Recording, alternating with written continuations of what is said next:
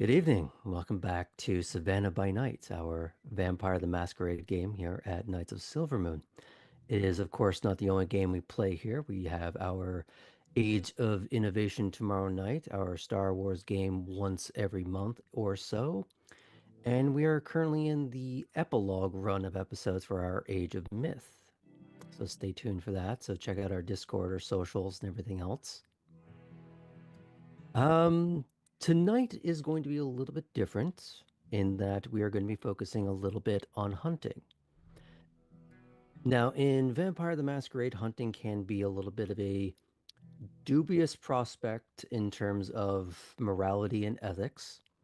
And while we have discussed our uh, comfort levels as a group on certain things, and of course, we have our safety tools in place as always, that if anyone's uncomfortable to say so, and we will deal with it as we need to. But for anyone watching, we understand if maybe you want to fast forward, skip, or just take a break between scenes. That is understandable. It's okay. But we thank you for your time, anyways. Does anyone here have any announcements they'd like to make before we launch into the game?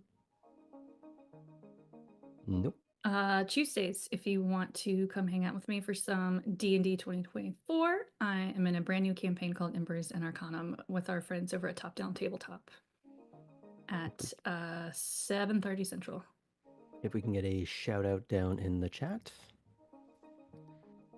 But if there's no other little items, let's tell a vampire story, shall we?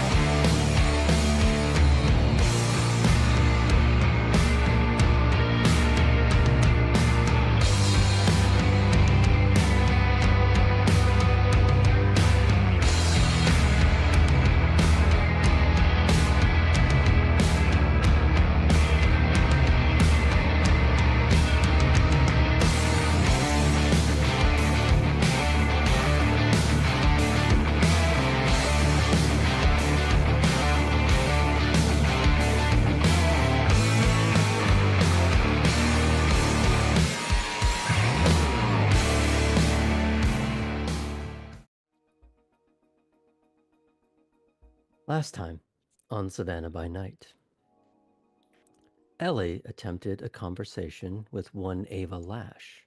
However, the then shrewd dominatrix was quick to restrain the Nosferatu's clumsy rambling and exposing the nature of their naked ambition. With their deficiencies laid bare, Ellie was offered a chance to learn how to better themselves. As always, for a price.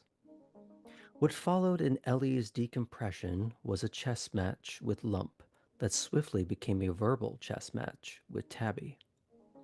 The two seemingly at odds over how to best approach things with their fellow neonates and the expectations placed upon them by the higher members of their clan.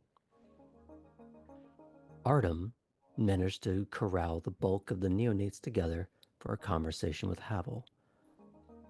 The elder Bruja's assessment of the lot made it apparent that none of them knew how to defend themselves against other kindred, resulting in the clear need of proper combat training, which she would be all too happy to provide. Strangely, she didn't extract a litany of favors from them, instead assuring them that the prices on her gym's website would ultimately apply to them, up to a point at any rate. His next foray with an elder was of his own clan, a Ms. Tessa Stratton, a dog trainer for both Elysium and Veritas. While they mused back and forth on the nature of wild animals, Artem seemed to impress her enough to win an invitation to learn from her in the coming nights. Poppy ran back into Nico, and the two shared a bit of idle gossip from the evening thus far. But the older Toreador focused on the fact that she managed to get Clarice out of the house without him, something he seemed both grateful for and amused by. So much so that while escorting Poppy through the room, he wafted past their primogen to remark on his sire's presence, eliciting a gritted teeth response from the lead rose. Riding high on his cloud of smug, Nico introduced Ms. Stewart to DJ Raleigh, where both expressed a love of weaving together multiple art forms in order to create a comprehensive sensory experience. Chris, however, was left feeling isolated and even envious at the ease by which Poppy was able to go up to a perfect stranger and glide into effortless conversation.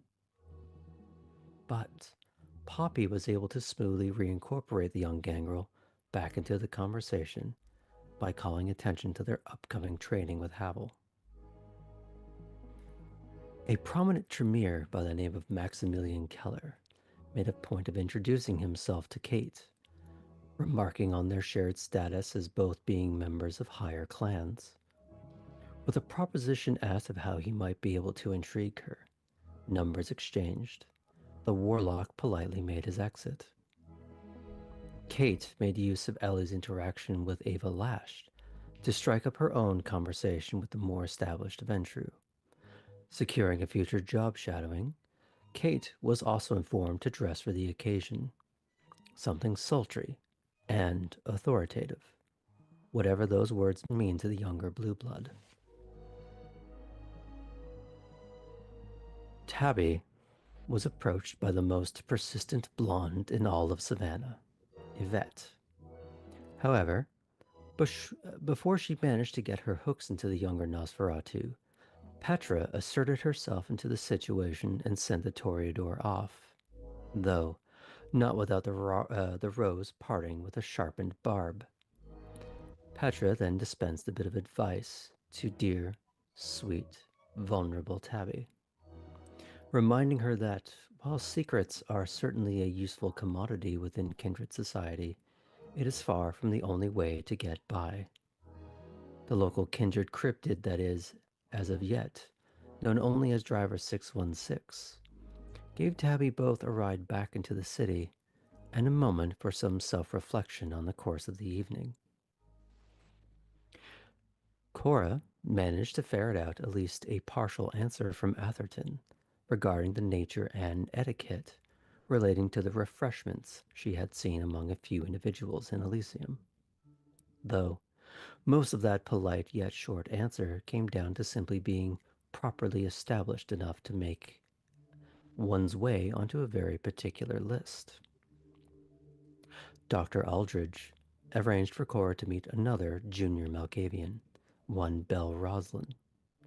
He quickly disappeared, leaving the two fractured reflections to their own awkwardly uncomfortable devices. While the pair seemed to find at least some semblance of a rapport, Bell's own desperate form of anxiety reared its ugly head.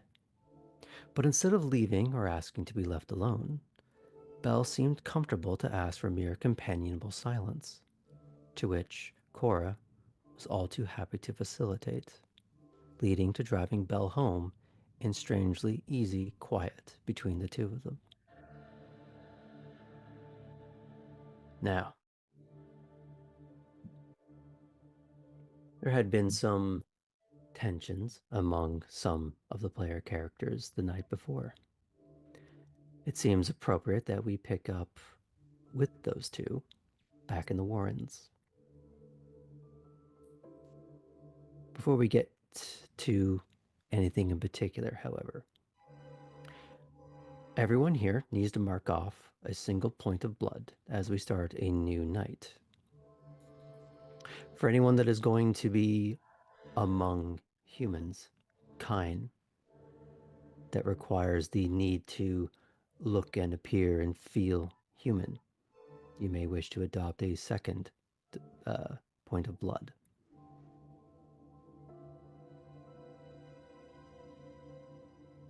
which should be informing how much you need to be hunting tonight. But that's typically less of an issue for the Nosferatu. Tabitha, let's start with you. You made it back to your room. What's your first thought or action as you are awakening on this new night? You are muted. Hello.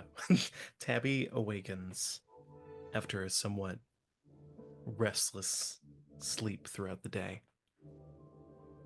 Has been in thought throughout the whole time. And she immediately recognizes that she's starting to get quite hungry. So she knows that tonight's a very good night to go hunt again. Okay. But the first thing that she does is she pulls out her phone and finds Ellie's contact. Okay. After stalling, wondering the right way to word things again for another minute or so, Tabby texts Ellie. Hey, can we meet up?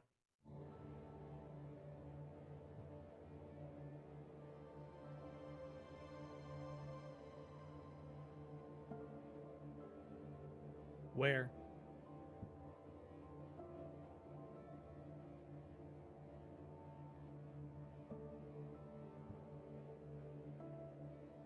Where works best for you? Need to eat. About to head out.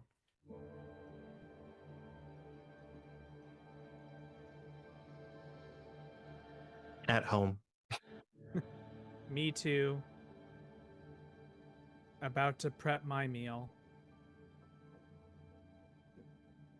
Meet at my spot. Sounds good. And Tabby will head to Ellie's spot.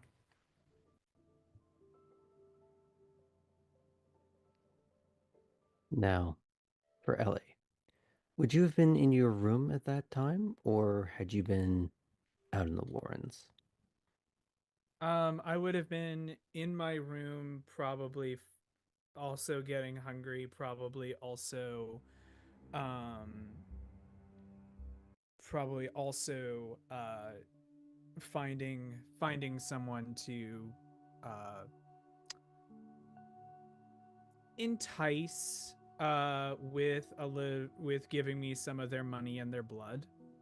They don't know so much about the blood part, but the money part they'll be aware of. Hmm.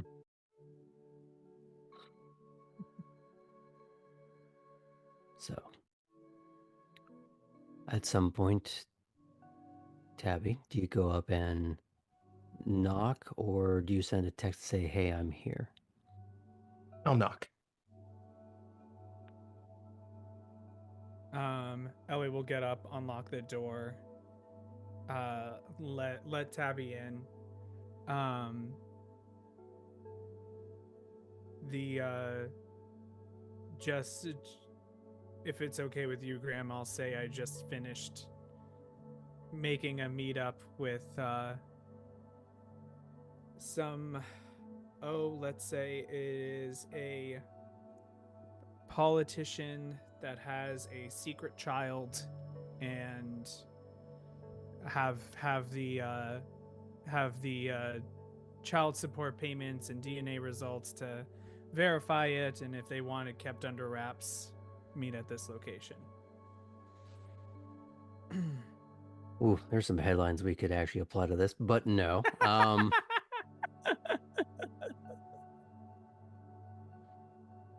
I would say that's entirely within the realm of realism. and leave it at that.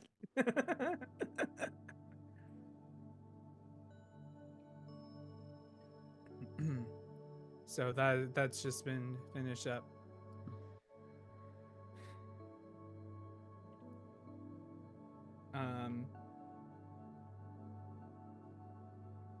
Sorry, just finishing getting the my rendezvous together. Sounds good. Tabby types away at something on her phone and pulls up a picture and will hand the phone facing Ellie to Ellie.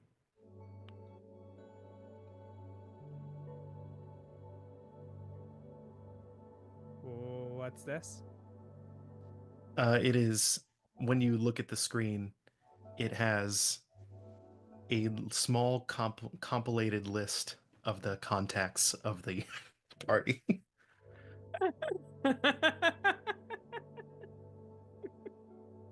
I see a decision has been made. Okay.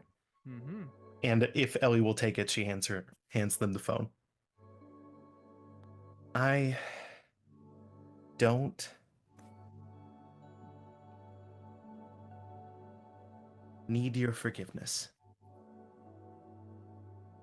but I need you to understand that I am not good at the game, as I'm sure you're aware. And I've been for so long without having anything that I don't know how to climb out, and I don't know what to start getting first. So, you are not my enemy. You've been nice to me so far. And these numbers weren't entrusted to me, so it's not exactly betraying anyone yet. What do I know that you're going to do with those? But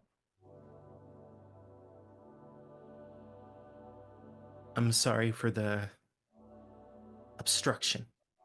I would benefit from an ally, and I want this to at least be a good show of faith for that.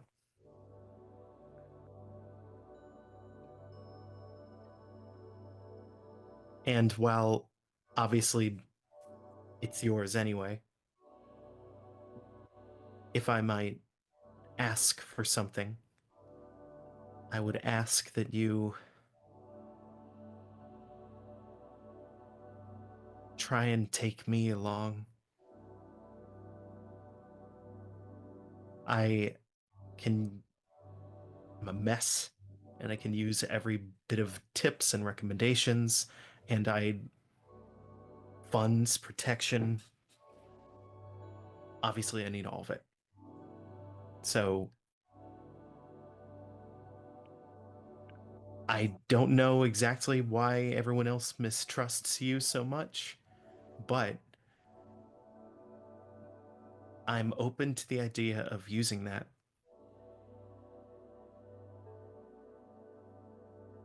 I'm horrible at gathering this by my own wits, but if we could work together and you don't mind playing the heel, might work something out.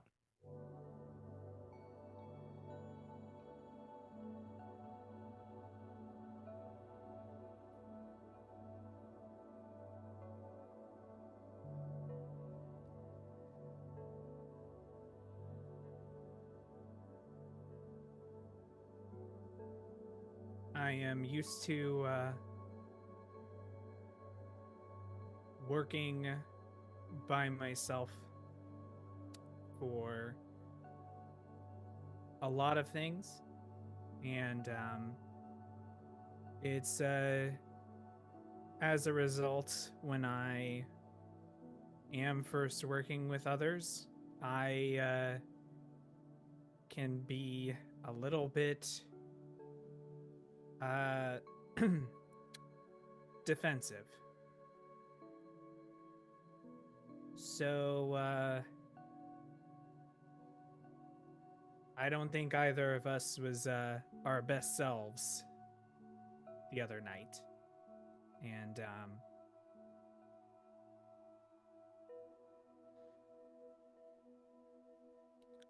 Yeah, I'm willing to help however I can for you, because I was new here once myself, and the reason I was able to get the way I was because of someone else sticking their neck out for me. They're saying this as they're copying all of the contacts into their phone. The moment you're done, Tabby takes the phone back and clearly deletes the picture. Not the numbers, but the cobbled group. The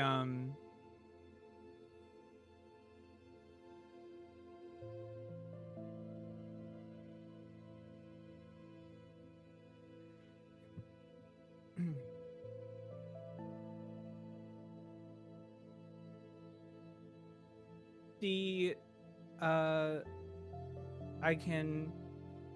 I do have a meal already set, and I'm a little hungry myself, but I'm happy to help you hunt in another way or find someone else to well, there is another.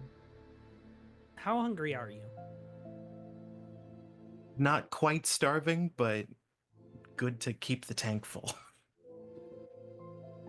I've fed at the overpass, but transportation's a bitch, so I was driven there before. So rats are fine if I need to, but if there's anything that you don't mind going out of your way for, much appreciated. There is a have you met Orson before?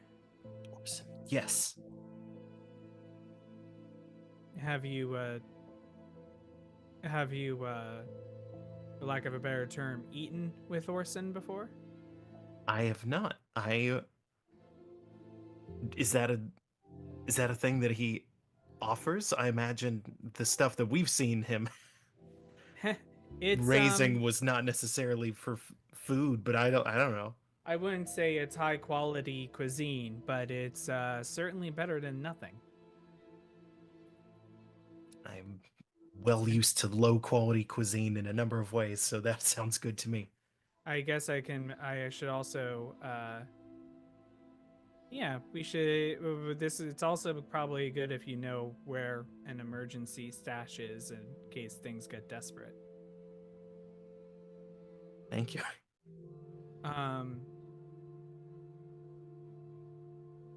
Graham, while I'm doing that, I'm just gonna there's just a little bit that's clicked in Ellie's brain, and Ellie, because Tabby shared all of the new neonates in that photo, right? Correct, Tabby? Yes, it would have specifically been Artem, Kate, Poppy, Cora, and herself. Great.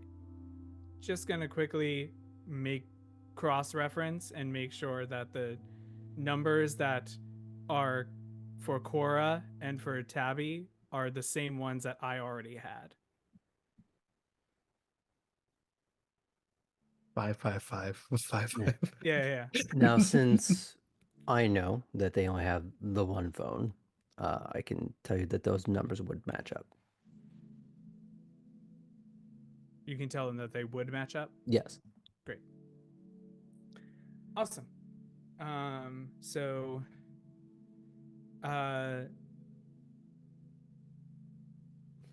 as they're walking,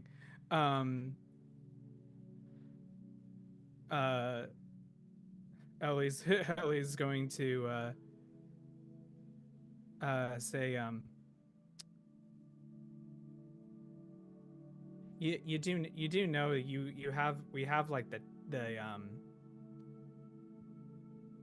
you can just for future reference, you can just send the contact via text over. But I do appreciate the symbolic nature of what was done. There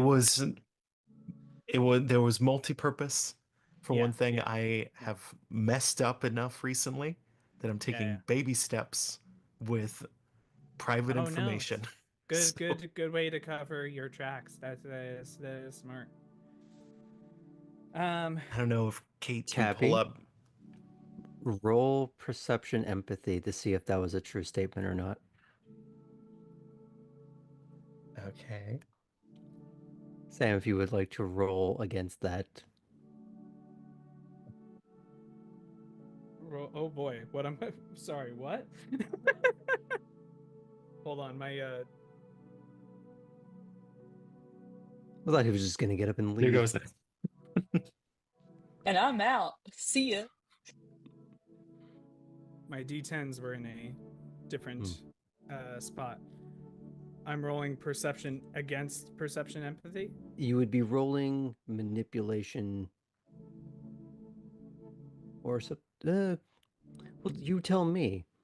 I'm very that have confused been- about what I said. That is a trigger. So that's my. It seemed to me as though that may have been a slight, maybe not lie, as much as a, how do I put this? Yeah, buddy, you did good. Keep doing the thing that I need you to do. So it's more just a case of we're just seeing if there was an underlay. Okay. So we're just going to go with manipulation subterfuge for you. If you don't have subterfuge, have it'll just be at, subterfuge. so just at a 7. Great. For Tabby, perception, empathy. Again, just at a 6 for you. Assuming you have empathy. Do. Okay, so you're not Artem. Got it. I hear Artem's And- evolved. An even bigger foot. So we're just going to see how many successes you got. I got 1. No botches. Oh shit. You get a sense of sincerity.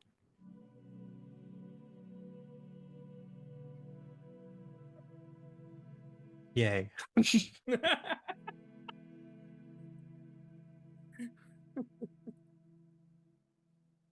Great. So I'll take Tabby over to where Orson resides. Now, while the majority of the Warrens are paradoxical in the sense they're quite pristine, in many ways it looks like it should exist above ground. But as you get towards where this particular hatch lies, it seems overgrown. There is a melange of textures, colors, and aromas. And as you get a bit closer, there seems to be a photoreactive quality to the moss, lichen, fungi that radiate out from the hatch. As though it is reacting to proximity or a change in the light created by you blocking some ambient source. Do you knock or you just open it?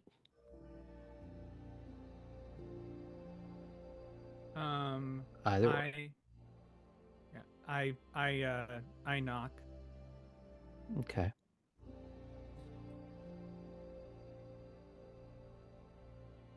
It's silent. And then you can hear before you see the scraping of metal against metal as the door, or rather the wheel of the hatch, starts to turn as it swings open with no guiding hand, but the rolling photoreactivity of the biomass attached to the inside of the door. seems to flex and pulse.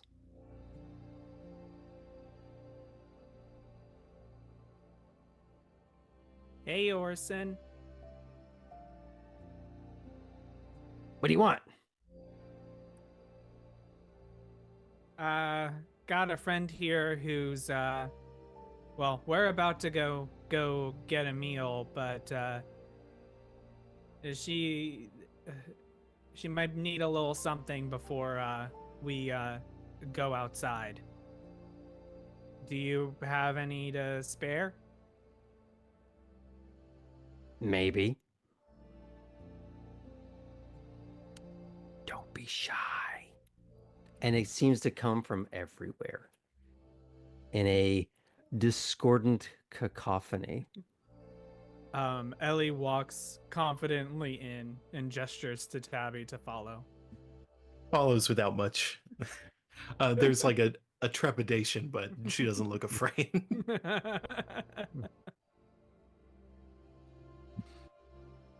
As you step in, the door closes just as it opened, with no guiding hand. Just that oscillating pulse and flex of plant matter.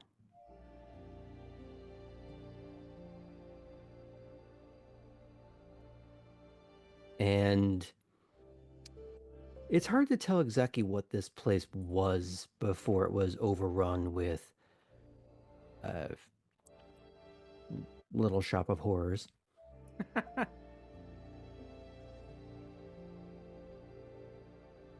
Possibly some sort of cistern, as there are.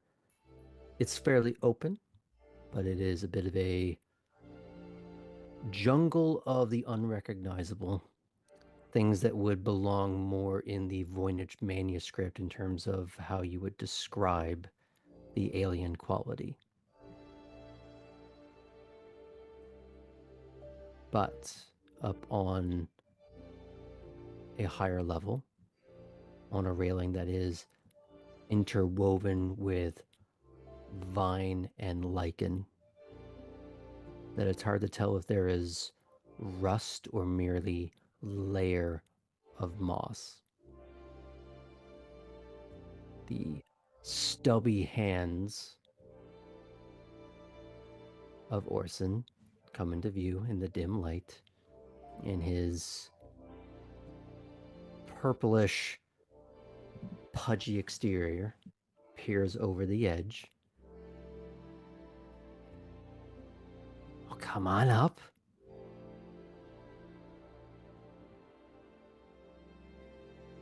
Go ahead. Goes on up. No, both of you. All right. Ellie goes up as well.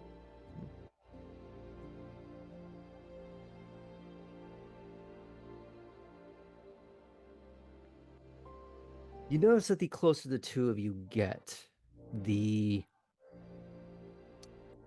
slightly bulbous stature of this individual retreats inward slightly.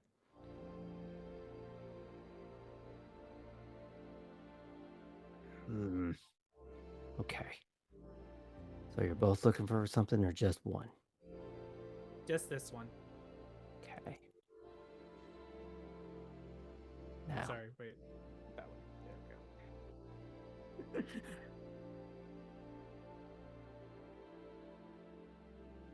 so we got to help each other down here, right? I do this for you. You got to do something for me. Mm-hmm. And he's going to reach over to this pulsating bulb that is grown off of this vine wall of putrescence and lift, twist, pinch, wrench. And there is an absolute squick sound attached to this. Are you okay? Do we need to fast forward this part? Are you good? Okay. Plant gore.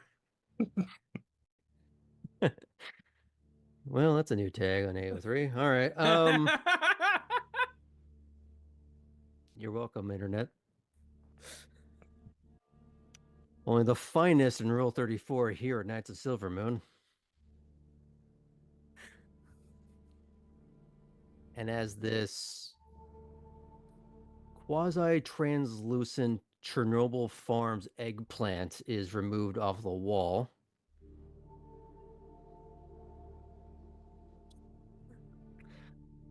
I love my job.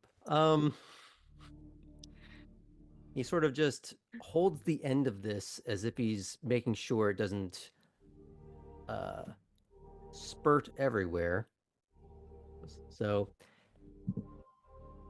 I'm gonna let you have this, but I want the two of you to get some supplies so this stuff doesn't dry out. Can you So, guess what? well, I'm guessing if it can sustain us, it probably starts with a B and ends with a D. A top marks. Red. You know, usually. Does this stuff feed on blood? Hey, gotta spend blood to make blood. Do you have a container, or would that be up to us to go find? My job's here. Your job's to go find. I don't care how you do it. If it's blood bags, or people, or animals. He's gotta keep the circle of life going here, Simba.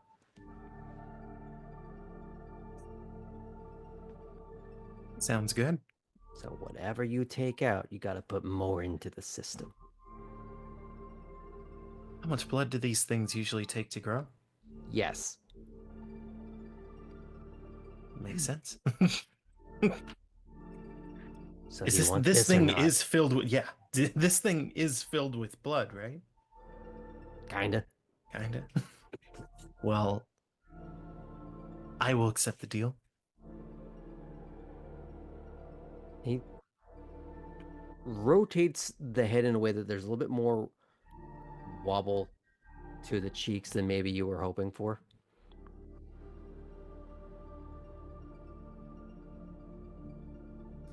What about you, Ellie? Is that the first time you've come in here?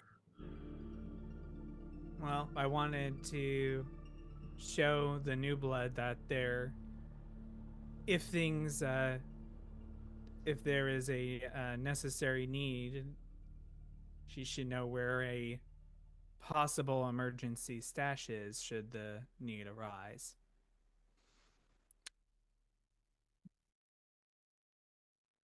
For the price, of course, we're gonna get you the blood you need. There we go. Is there I'm assuming you've asked for this before, is there a common way people have given you what you need? Like I said, either blood bags, meat bags, or animals. Sometimes a combination. Alrighty then. I had no preference. Sounds good. You might want to actually drink that. It's Yeah, you didn't want that to go to waste. Just bite it. Go for it. All right. there's a sort of, remember, he had sort of pinched it off at the top, Yeah. so there's a built-in spout. All right. Takes a bite as best she can. As you drink deep of this unfortunate gourd, that looks like it would belong at a Cenobite farm.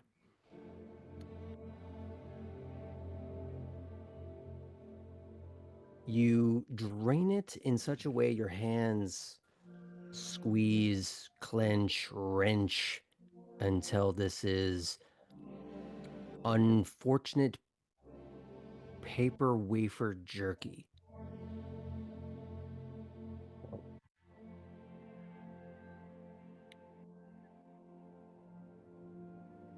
What's it taste like?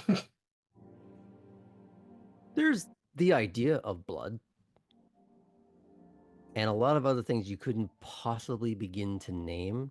It doesn't give the sense of a chemical quality. It doesn't seem artificial as much as a lot of things have gone into this that maybe were not meant to. Makes Tabby think of a bad watermelon that also had a bunch of iron in it. I call it a pitcher plant. Eh? Oh, that's such a better name. I'm gonna need that back. It was like stuck on you her just fang. spit out all the blood. So he takes this, and as you've seen him do before, Ellie, he sort of shreds it up and adds it to the bottom of this not quite compost, fertilizer, potting soil that has accrued at the bottom of this. Like he said, it all has to go back into the system. How much blood was that? I'm trying to remember what I gave Ellie before. I believe it was 2. So we'll Sounds go right. with that.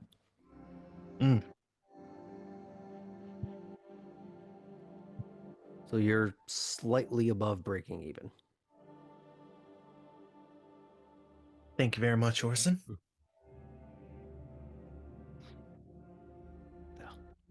Now, I have no way of enforcing that you're going to do the thing that I want you to do, but if you don't, enjoy the freebie because you're not getting another. Not a freebie. Thank you, sir. Sir. Oh, you've been upstairs, haven't you? I find that a little adherence, but not too much, is useful in a few ways. So, thank you. And Tabby will motion that she's ready to go.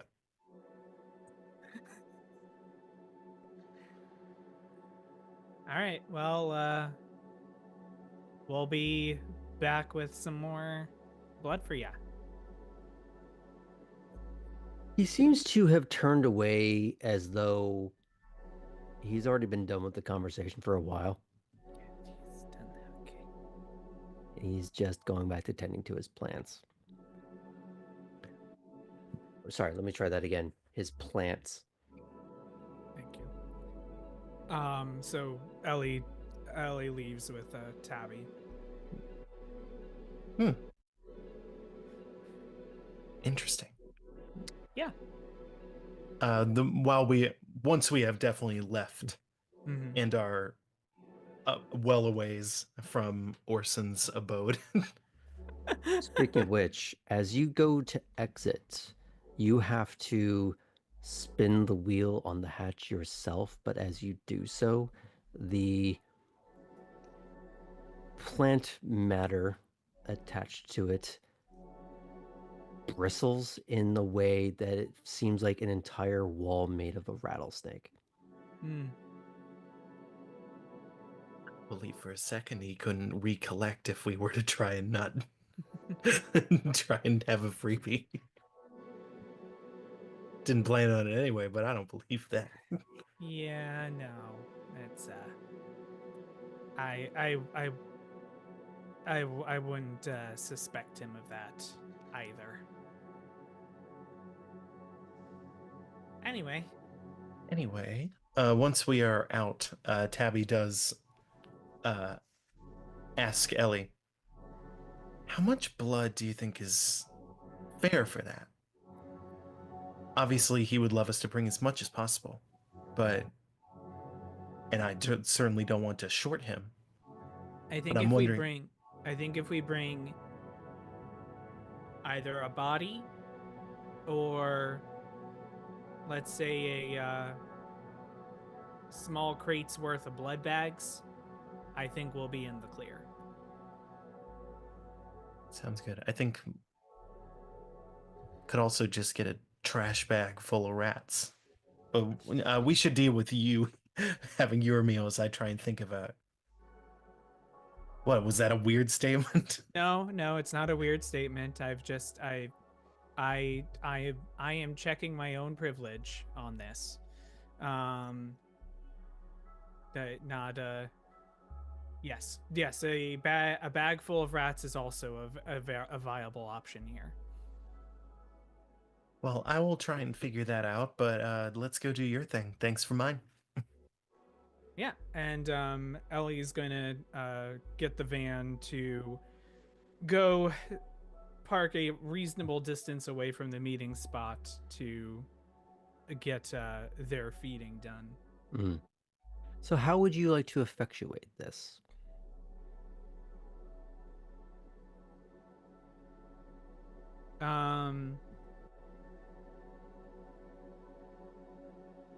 Ellie is going to, well, probably actually makes more sense if Ellie finds a spot that's near to a Warren's entrance as opposed to having a car that's traceable. Now, keep in mind, you don't need to necessarily be near a Warren's entrance as much as a sewer entrance. Yes, which sorry, can get you to the Warrens. That was Yeah, okay. what I meant on that. Just making sure. Near a sewer entrance that they can easily access. Get there early, and because this is a politician, want to make sure that they've actually followed the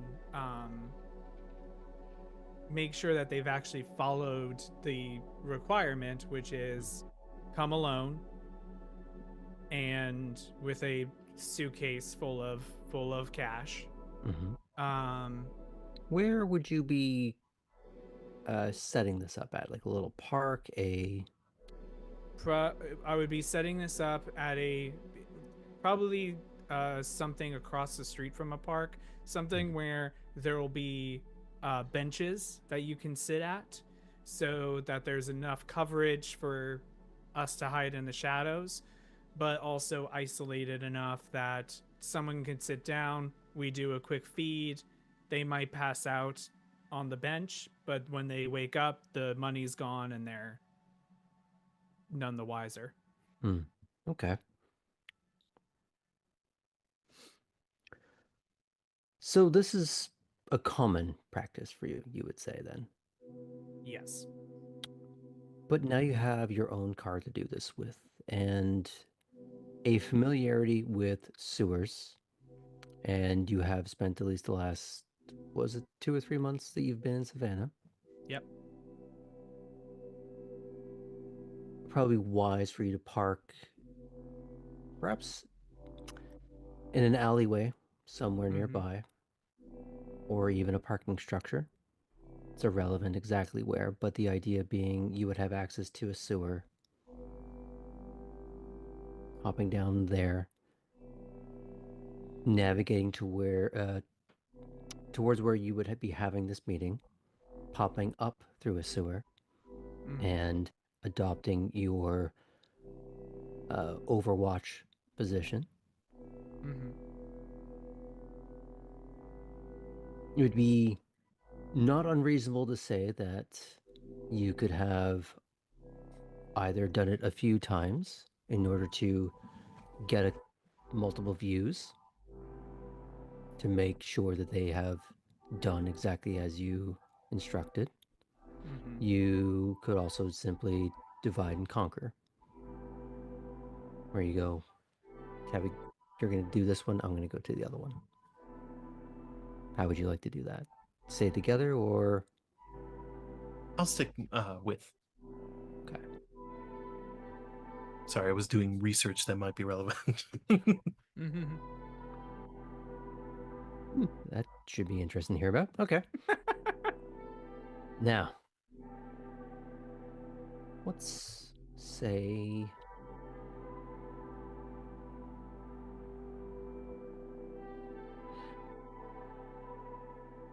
you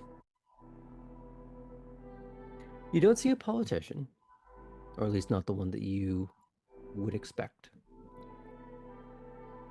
You see, well, how thorough would you investigate the individual and the people in their circle?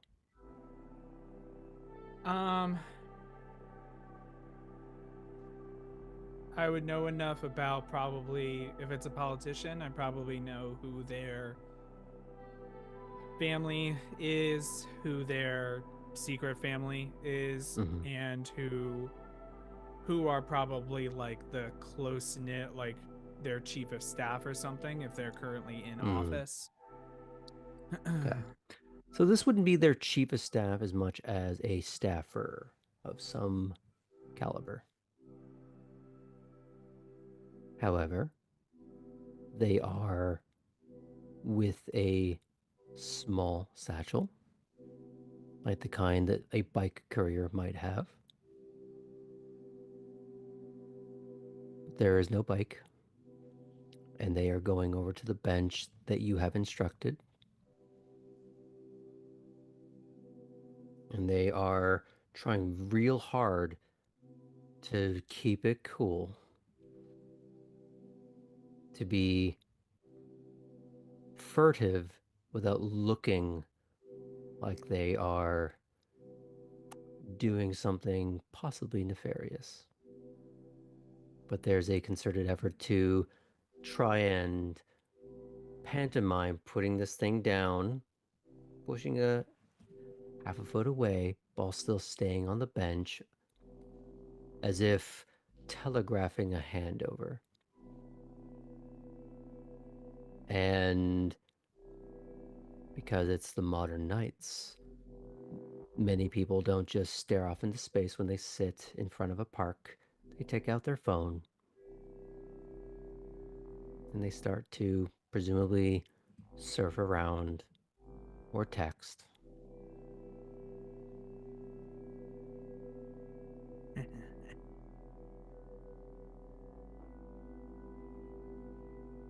Wow, this guy is more of an asshole than I thought.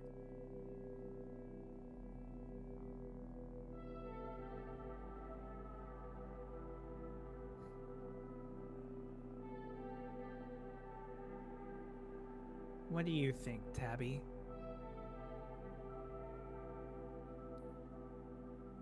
Do I let him get the satisfaction of sending a sacrificial lamb after me? Or do we just go and the entire city finds out about his illegitimate child? After all, he didn't follow my instructions. I think that depends on how hungry you are, but I think there's some value in, if there's any notoriety to you amongst them, that there are those who can say that you hit them.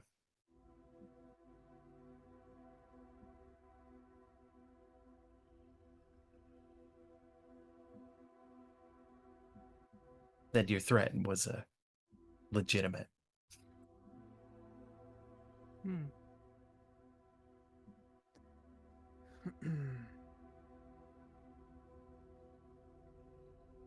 Could do both.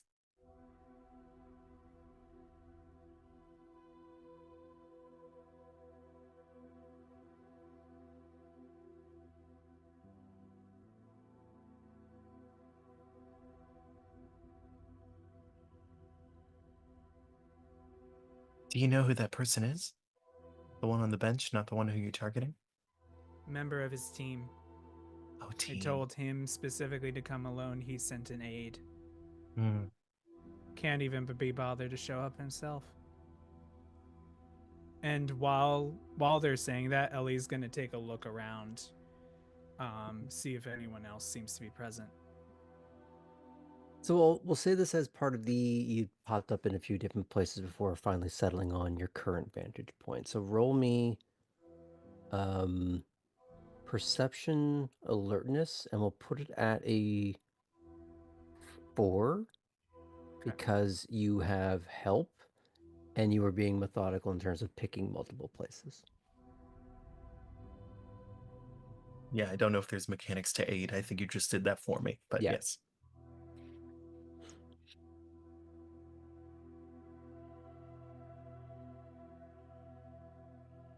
Three successes. 3. You are seeing no further complication.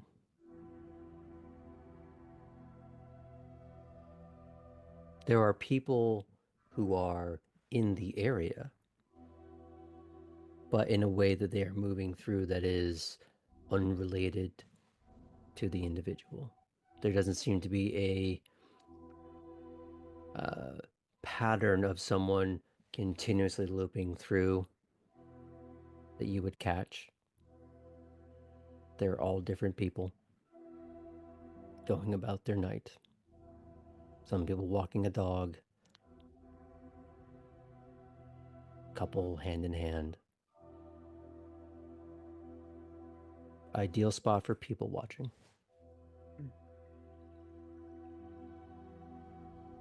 I'm gonna get a snack. I'm going to leave the money.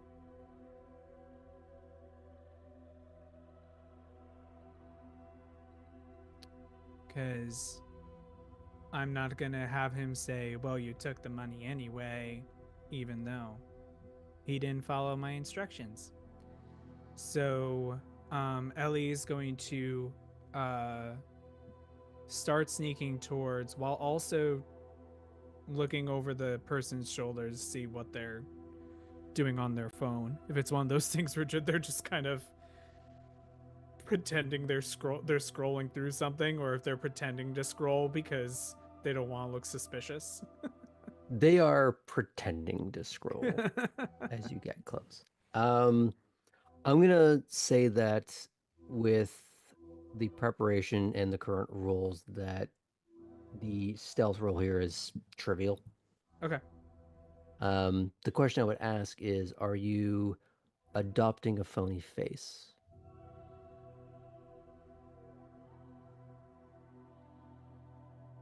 Or are you Yes. okay, so you're not going the full Ellie. You are No, I'm adopting a face because it's always the type of thing where in case someone bumps into me, then they suddenly see. I think so I'm adopting a fake face. okay. Is it kind of just any random assortment of features, or is it a very specific face? Random assortment of features. Okay. Sort of the Mr. Potato Head equivalent of a disguise. You sneak up. They are both distracted and maybe just a little unsure. The whole situation's very weird for them. Mm-hmm. They don't know what to expect.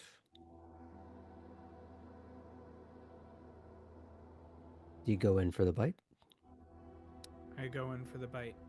Okay.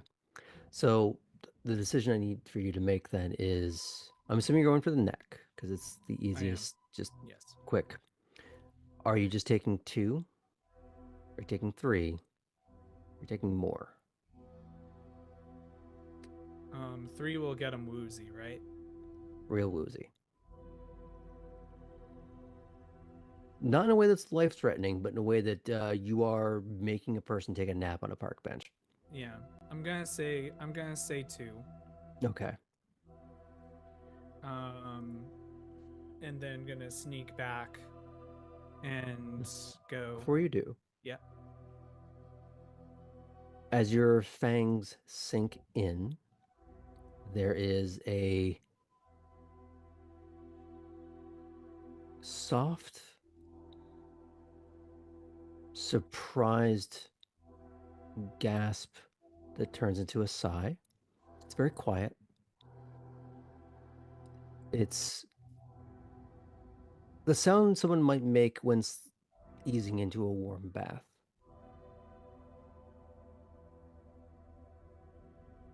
You feel them relax under you. The hands that were previously holding the phone aloft very quickly relax down onto the bench. And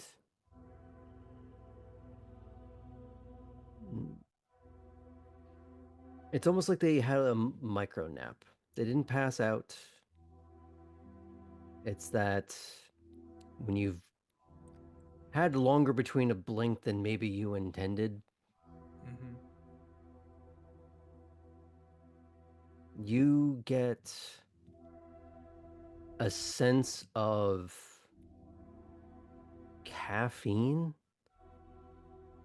but stale. And a lot of it. And the acidic chemical taste of taurine. As this person is obviously living off of a certain amount, an unhealthy amount of energy drinks. Yeah. The life of a political aide. We're not talking about you anymore. It's fine. You're okay.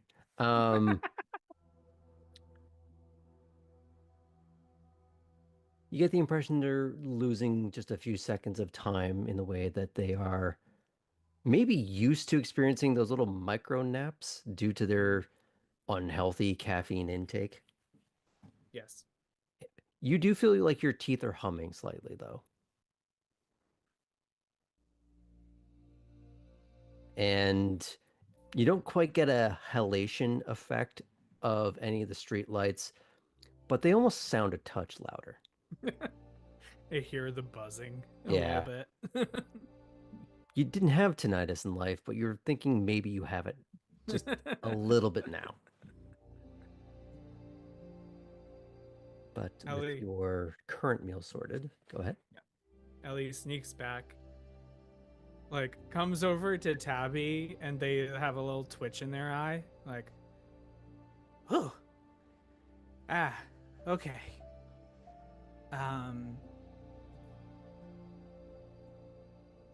Guess I should wait until they return first before I leak that information to one of the newspapers. Where shall we get our supply? I've been thinking, is there a pet store near here? I think that is a fantastic place to fade out from. That is a fantastic fucking line. That's brilliant. You're a terrible, terrible person. And I love it. They don't have to be live. They just have to have been euthanized. Okay. Ooh. Dark. Animal shelters are a thing. Animal hospitals. I'm sure they have some sort of. Don't worry about it. Anywho.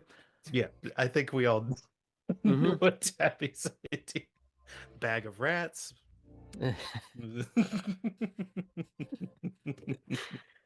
Okay.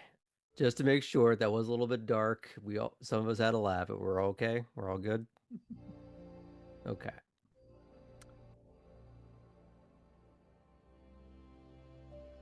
Won't someone please think of the animals? I did. I think Tabby has been thinking about the animals. That's the problem. So, if we're all good, We're going to fade out from the Nos, who that was delightful. Thank you. And we're going to check in with our resident Ventru. I really don't know how I'm supposed to follow that. Don't worry, I got things. So I assume you did your bookkeeping. You got your blood ticked off. Okay. I've got to stop looking at chat. I made a Sarah McLachlan joke, and the coterie's running with it, so it's just going to sit over there. In the arms of a Nosferatu. So, whose sire was named Angel. Ooh.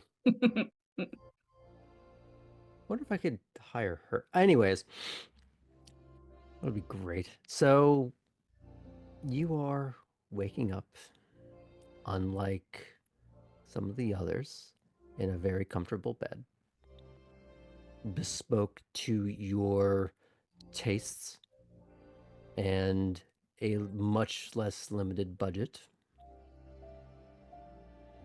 All your palette choices, materials,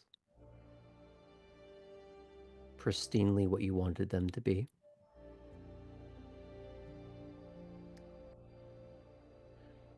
But upon a day's rest, you have time to ponder how you felt about Elysium the previous night, what it was like being back at court. Not the one you're used to, but court nonetheless. It was good being back at court.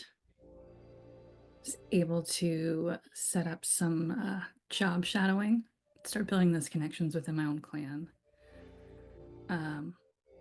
Beginning to plant seeds with the new bloods and see if any of them are worth watering based on what grows.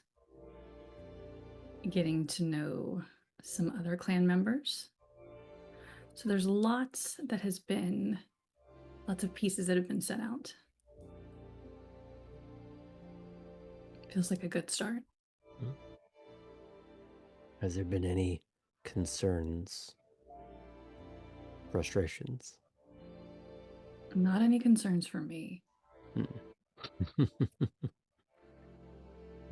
That is the important part, I suppose. Mm-hmm. But as you are starting this new night, what is your order of operations?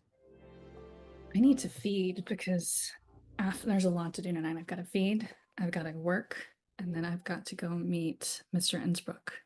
And per his instructions, I must be well fed. So you were given a list of places. But the one that seemed to call the most and had us. I was going to say is actually just a block down the road. Now, I wonder if we're thinking of the same one. I hope so. It's okay if not. Okay. The reason why is that it had some historic value. What was the name that you were thinking of? The original Pinky Masters. I is guessed that the correctly. Same one? Okay, yep. Good. Yes, it is only a block and a half down Harris Street. Do you walk? Do you drive? No, I'm going to walk. I can't even find parking that close. Okay. And how do you prepare yourself for this? I'm going to mostly be ready for work, but so Kate is in her black Chelsea boots, some black classic Levi 501s. But then the part that is going to swap before work, she's in like a black satin Alice plus Olivia top. So this is very low key for Kate, but it's still Kate. Okay. I know. Have you used a bit of blood to enhance the look of your mortality? Yes. Okay.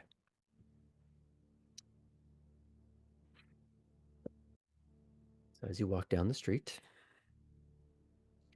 at the corner of Drayton and East Harris, there sits a dingy, stucco-slathered bar with a Pabst Blue Ribbon sign that is larger than the actual name of the establishment itself, Pinky Masters. A venue that stood the test of time since 1953. There are photos of customers cluttering the walls amid run-down booths, and what can only be described as a jukebox so old as to be the basis for every trope surrounding them that's followed. There is a plaque on the horseshoe-shaped bar commemorating a speech by Jimmy Carter given during his first year of office, bolted down into place of where he stood on that very same bar top. Most drinks are served in plastic cups or the tall boy cans they were already in. Of note, the bar, and subsequently your haven, is within easy distance of 6 churches, not least of which being the Cathedral Basilica of St. John the Baptist. That I have to walk by to get to the bar.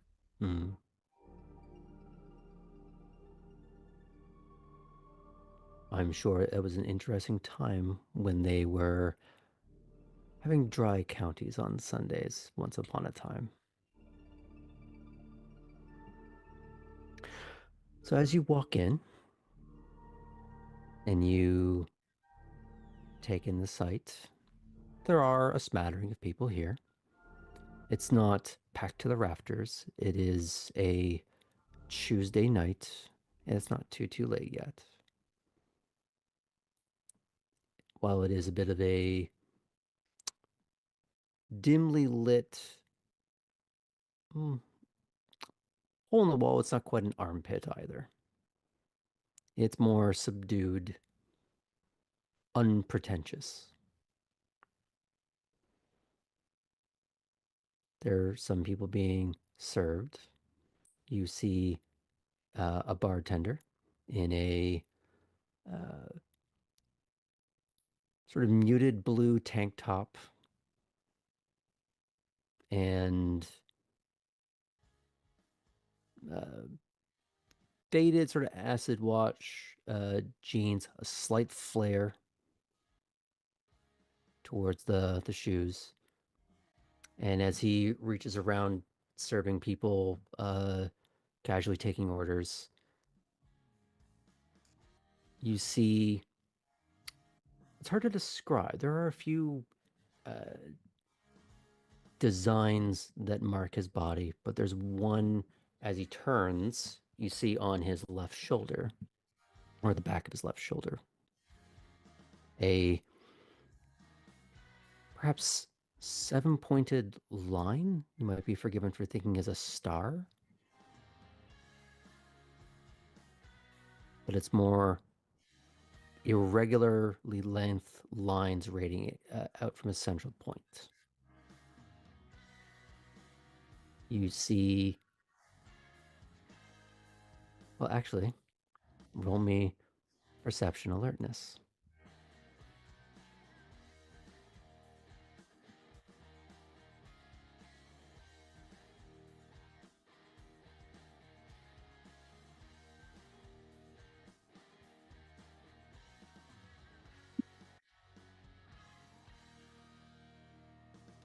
How many 3. botches?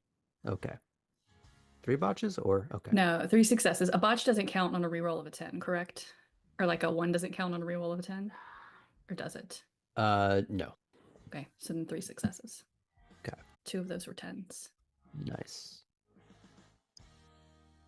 It is fitting that you walked past the basilica as you see at least one priest in the traditional yet casual black garb with the, I believe it's called a habit. Is that the correct term? No, you want the collar thing? The Yes. collar. Collar. Casually chatting with some people and holding a mug of beer.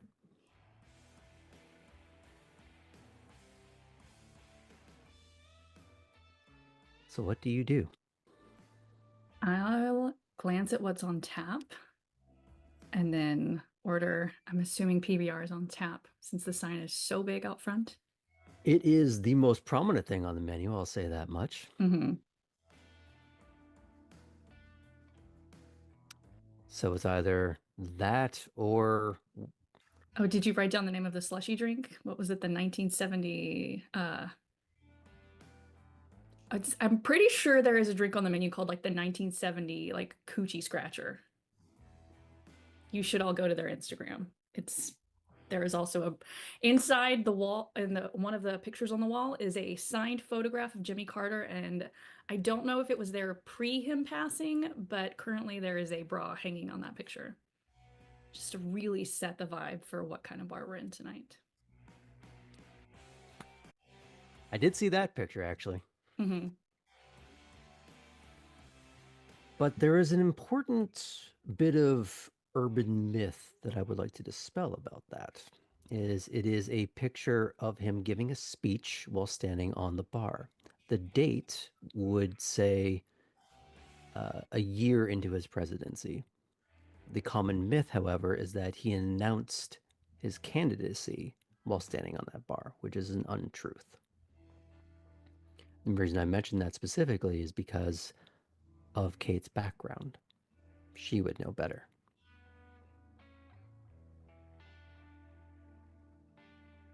So while you're looking at the lacy bra hanging off the picture of Jimmy Carter,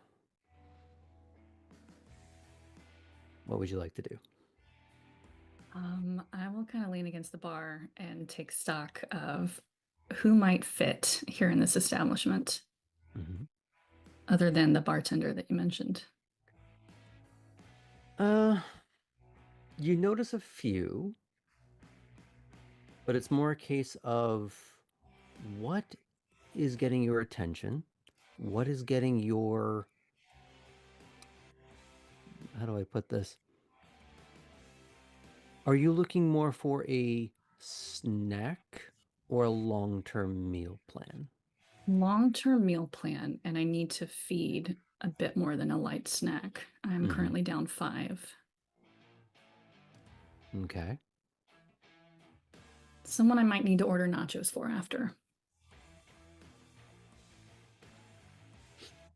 Okay. But do you order anything first, or do you? Yeah, I'll get a beer from tap and kind of lean up against the bar with it as I scan. Yeah, easily done. Bartender's very brisk, casual, but polite and efficient.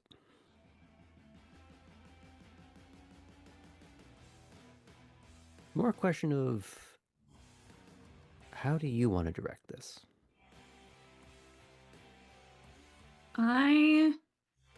Kate's hair is still down, so she's definitely going to do the like running through the hair thing because she's got nice hair. She's a vampire. She spent time getting said hair ready before being embraced because she knew it was coming. And seeing if she can make eye contact with anyone else. It's still early enough that but even on a Tuesday night, someone is at a bar looking to have a conversation. Okay.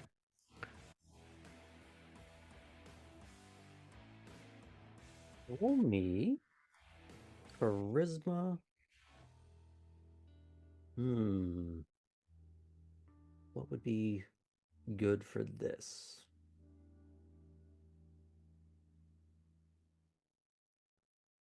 Performance, maybe?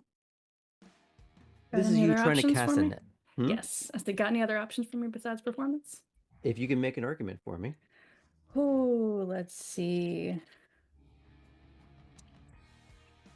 Can I argue etiquette, since etiquette is not just like etiquette is also social rules and understanding each other and like understanding roles and environments, and with this being the environment of a bar, understanding how social interactions work there. Ooh. It's a stretch, but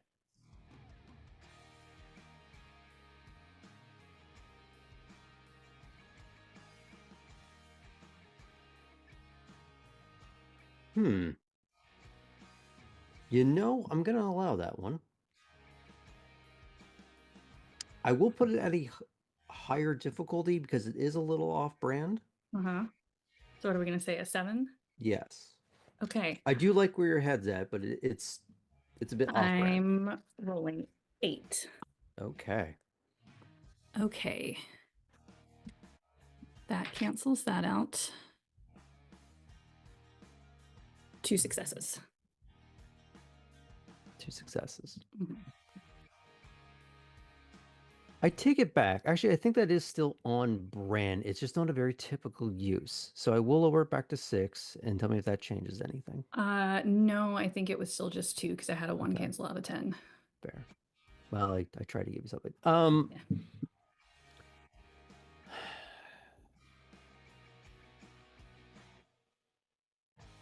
Well, since I was allowing Sam to make up a target based on things that we have talked about, I'm going to allow you to describe who you would like to catch the eyes of. We're going to make this a little collaborative. Let's try to spot like grungy rocker, kind of close to Kate's age, maybe a couple years older. Like if this was a Friday, he'd probably be playing something Mm-hmm. Probably not in this place, but in somewhere general, local. yes. Yeah. But he's here maybe because it's close to work, maybe because he's friends with the bartender and is just kind of relaxing after work. You see someone in a more fitted black t-shirt, a well-kept, not quite goatee, but more of a I don't know if you know the musician Voltaire, but that sort of Van Dyke sort of face coif.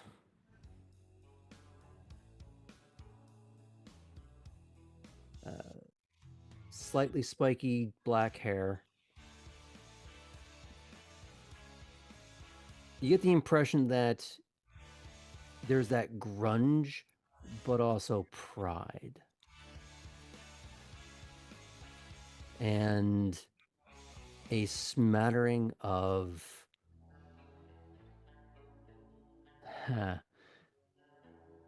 geometric patterns in ink forming off of what you might assume to be poems or lyrics.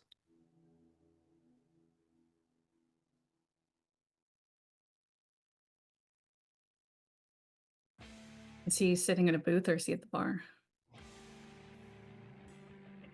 He was just talking with the bartender, and he is turned around to lean back against the bar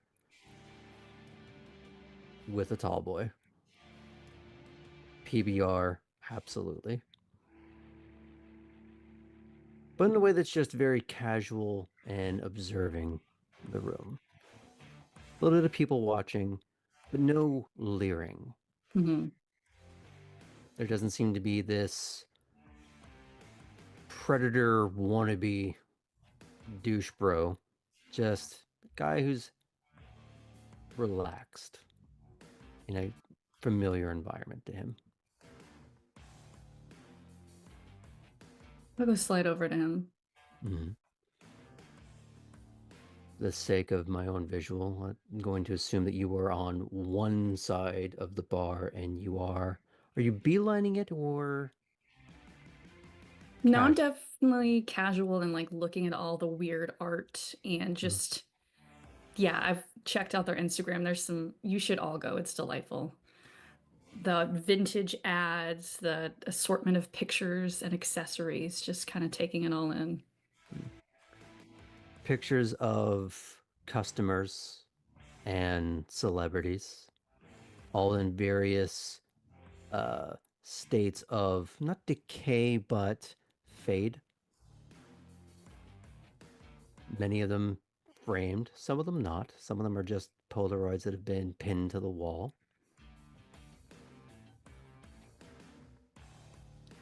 So do you go right up to him? Do you try to lure him instead? No, I'll kind of saddle up next to him and go, okay, so I'm new.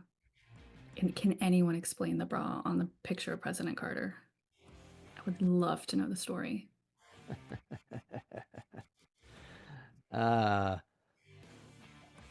Shit, that was some chick named Bobby?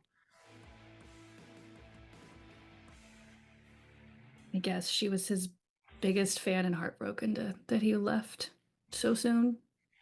I don't know about that. I think she just wanted to do something a little lewd to a old man that I don't think would know what to do with anything more than, what was it, a pecan farm, peanut farm? I don't know. Did you see? Oh shit! What was his wife's name? Rosalind. I don't live in that country, so some of my details are a little bit muted. 2 seconds. We can skip that part. Yeah. Kate pulls out phone. It is Rosalind. Okay. I don't know. Did you see Rosalind back in the day? Like, just say. Anyway, I might have to look that up later, but I'm Kate. Barry.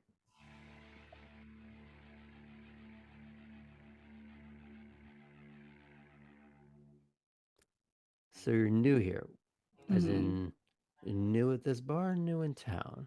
Yes. Nice. So what are you doing here? Here at this bar or here in town? Yes.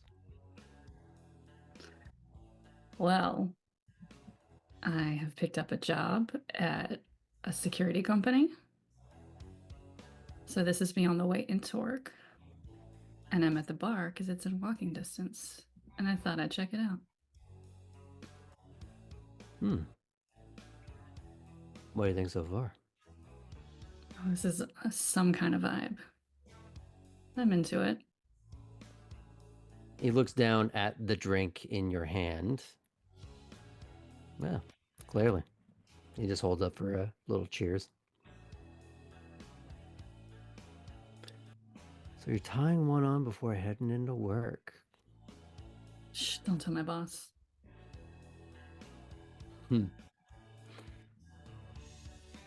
I will say, me as a player totally did not.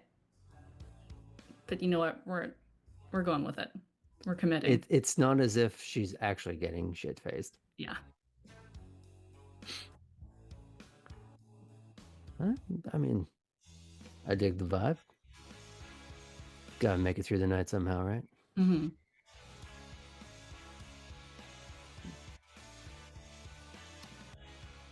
So I have to ask Dreamy, the player, what's your move here? You're in a bar. It's not like you can just neck him then and there. If that's what your goal is. The goal is to get to that point, not here in the bar, but on the way out. Okay.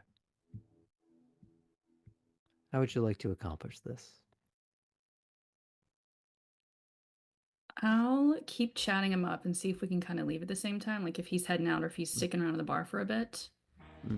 And then try to leave together, maybe swap numbers and walk with him around the corner and then pull him in for a feed. Okay. So you're trying to angle this more towards you've been having a conversation for a little bit. Okay. Now, here's a question for Kate. What's her music knowledge like? Okay, so Kate grew up outside of Nashville. So she was dragged to the Grand Ole Opry a lot. Okay. Probably against her will for most of it. I feel like she would have hit up some of the bar scene in DC just because it was what was open when they would get off work or go somewhere with papers and things, and whoever was playing, about 50-50 if they were shit or not. But probably not as well versed as someone like Barry, but okay.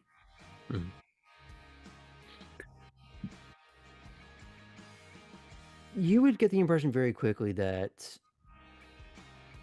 he's knowledgeable without being opinionated.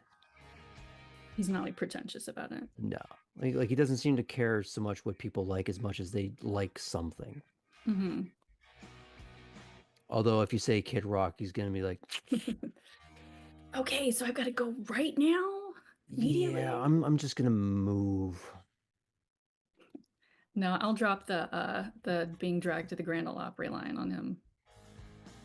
He's gonna laugh at that, but not derisively much as some commiseration about getting dragged to something that, maybe a concert by an old girlfriend or a parent that went to like a Grateful Dead concert that he just couldn't be asked, but especially because it was a cover band. Oh no. Kate will commiserate back on that. So there's some shared back and forth of some of the sillier things that maybe you've been dragged to, or some of the better ones. Yeah, I'll do oh shit. Lollapalooza is the one in Tennessee. Bonnaroo. One of the music festivals is in Tennessee. And I'll share about how, we saved up all our money in college to go, dropped too much on tickets, missed half the bands because one of her roommates got like sun poisoning and dehydrated, spent half the time in like the med tent.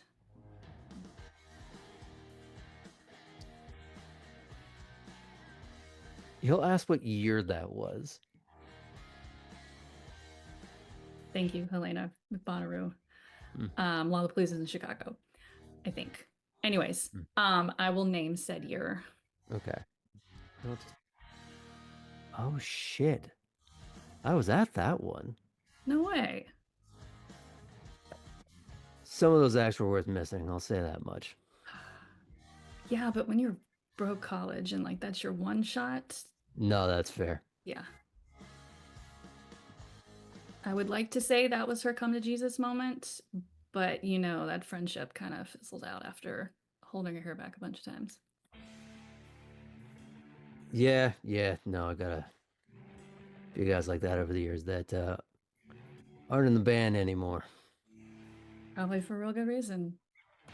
Well, if you got to be their hangover assistant, gets real old real fast. Yeah, way too often it's just, you're kind of a drag, man. But the band, you play here? We played across the street once, it'd be a lot easier. Can't really fit all guitar in here, let alone a band. Yeah, that's true. I feel like it hasn't stopped this place from trying, though. Well, it was suggested one time they moved the jukebox, and you're about like 5 feet away from it. Goes, ask them to move the jukebox once so we can have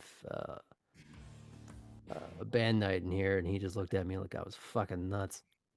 I'll kind of look over, and it's probably got like a layer of dust on everything but the buttons. I wouldn't say it is covered in dust as much as it's just like it's covered in old. stickers.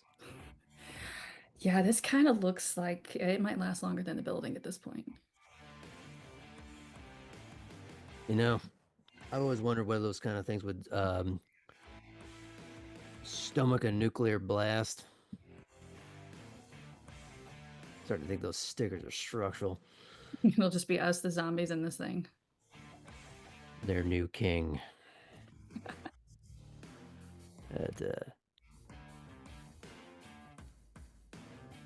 So, wait a minute, you're on your way to work? Yeah. Can't stay for very long, so. Yeah. I should probably go check on a couple things if you wouldn't mind someone walking you back. Yeah. Before I let you leave, well, I got you cornered. Can I get your number? Sure, all right. I will swap numbers.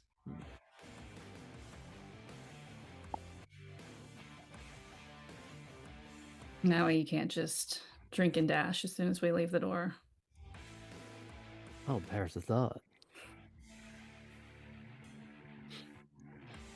So I'm assuming you walk out. Mm-hmm. Now, are you trying to make any sort of physical display, or is it more casual? I'll do the like let the arms and like hands brush as we're walking and stuff. Kind of lean in a little close. See how he responds. Because I feel like we've gotten a little bit closer throughout the conversations. Almost the one will take a step and one will kind of like take a step, just kind of judge and see how it's going.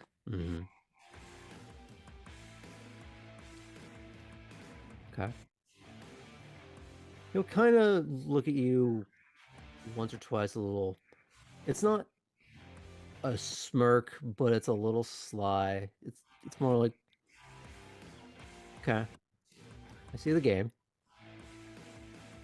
But now he's trying to go, I'm not going to pull away,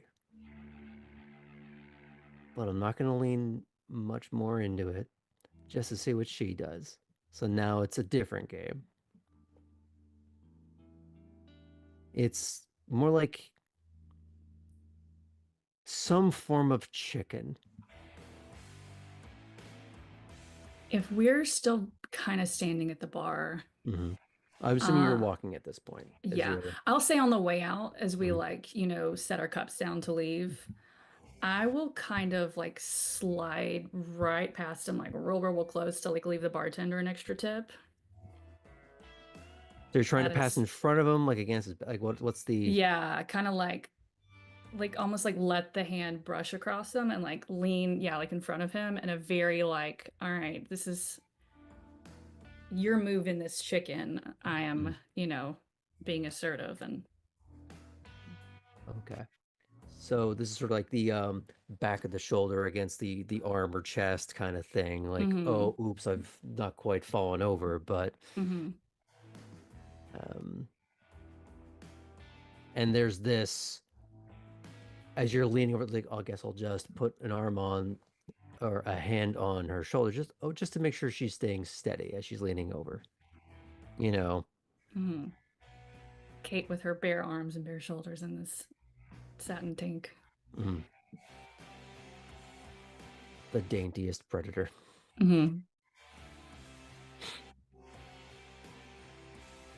But I'm assuming you're covering both or just yours? I'll just get mine because like I feel like I wouldn't have opened a tab or anything. I would have just paid for it, but this is like an extra tip. Okay. One, to establish myself well in this new place right by my house, and two, for that reason to like lean across them. Okay.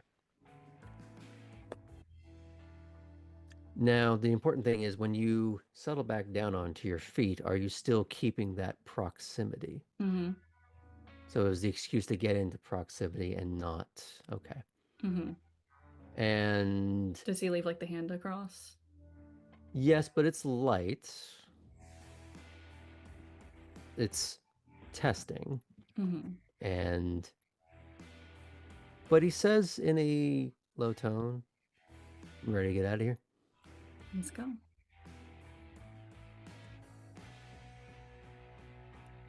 You walk on out.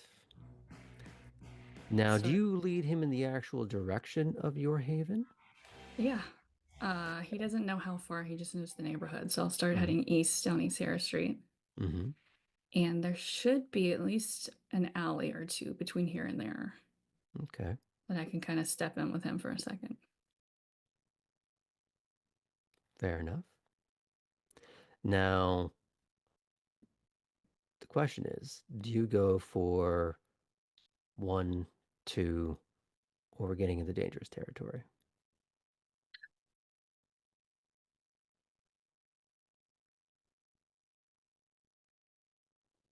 Really need 3. You're going to leave him pretty woozy if you do that. Yeah.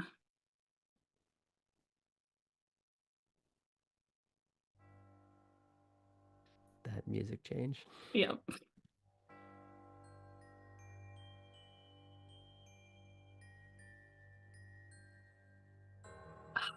Yeah, that's the only thing about not leaving him at the bar.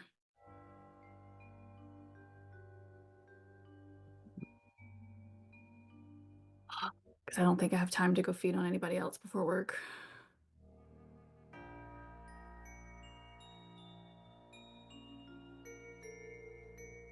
Okay, help me think. What are my options to do with them if I were to take 3?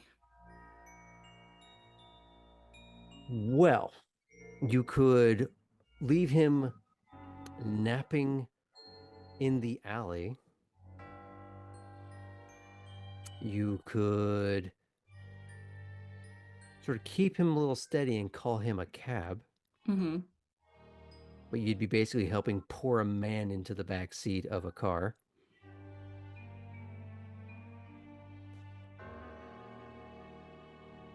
You could conceivably bring him back to your place, Mm-hmm. or if you knew what Ellie and Tabby were up to, you could have a volunteer. Oh no. Bloodbag Barry.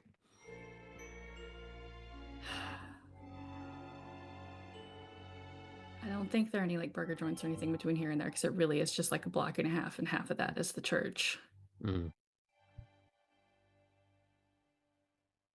Yeah, I'm gonna feed 3 and then call him a cab.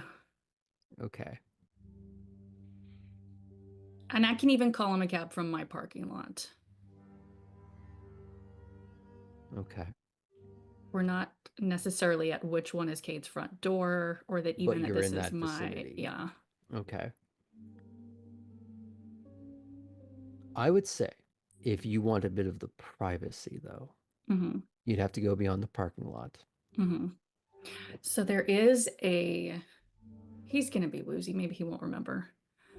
There is a little courtyard entrance into Mhm. Kate's Because there's a like little house. mini gate. Yeah. So we could step inside there. Mm-hmm. So you'd have the privacy. Yeah. And the gentleman rocker is seeing you home, Mm-hmm. right up to your front door. Mm-hmm. You were not handsy, but flirty. Mm-hmm. Now he's not making the move. Mm-hmm. It's okay, But I will. okay. You going for the neck? Yeah. I'll kind of walk him right up to the front door, like fiddle with the keys Mm-hmm. and the like kind of testing it out. And then I'll even say, okay, so it looks like I'm making the first move. So that is one of the last things he has a memory of. Mm-hmm. And then I will feed on the neck. I'm assuming that it starts with the hint of an actual kiss of lips Mm-hmm. before it goes to more delights. Mm-hmm. And much like with Ellie's interlude, there is a relaxed, pleasant sigh, a hand on your back, both intermingles with your hair, but it is soft. There's no pull to it. It's more just an intermingling that gets so light as though it feels it's part of your hair. As you take a little bit more than you normally would. You are not so much supporting his weight as much as you are at least feeling it.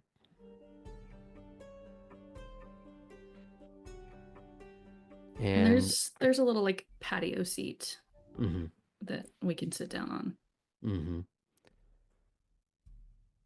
And he doesn't pass out, but as the charged interlude ends, you do see him lean back with a little dozy smile. He's like, oof. Drinks hit you a little hard, or is it the other? Why can't it be both? I didn't say it couldn't be. Yeah, I think I just need to sit for a little bit. You mean call you a ride?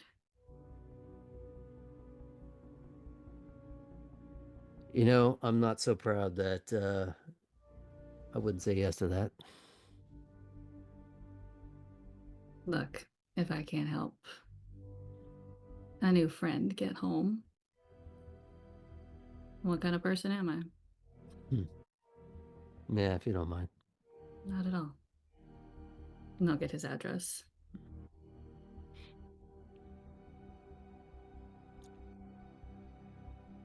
And from there, you see him off and you get on with your evening. Unless there's any further thoughts you'd like to share. Okay. We're going to fade out from there. Another number to add to the second phone.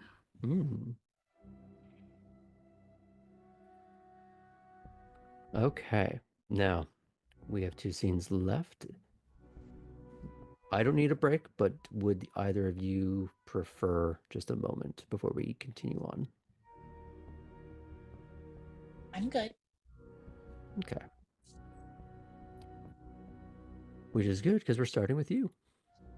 Oh. Which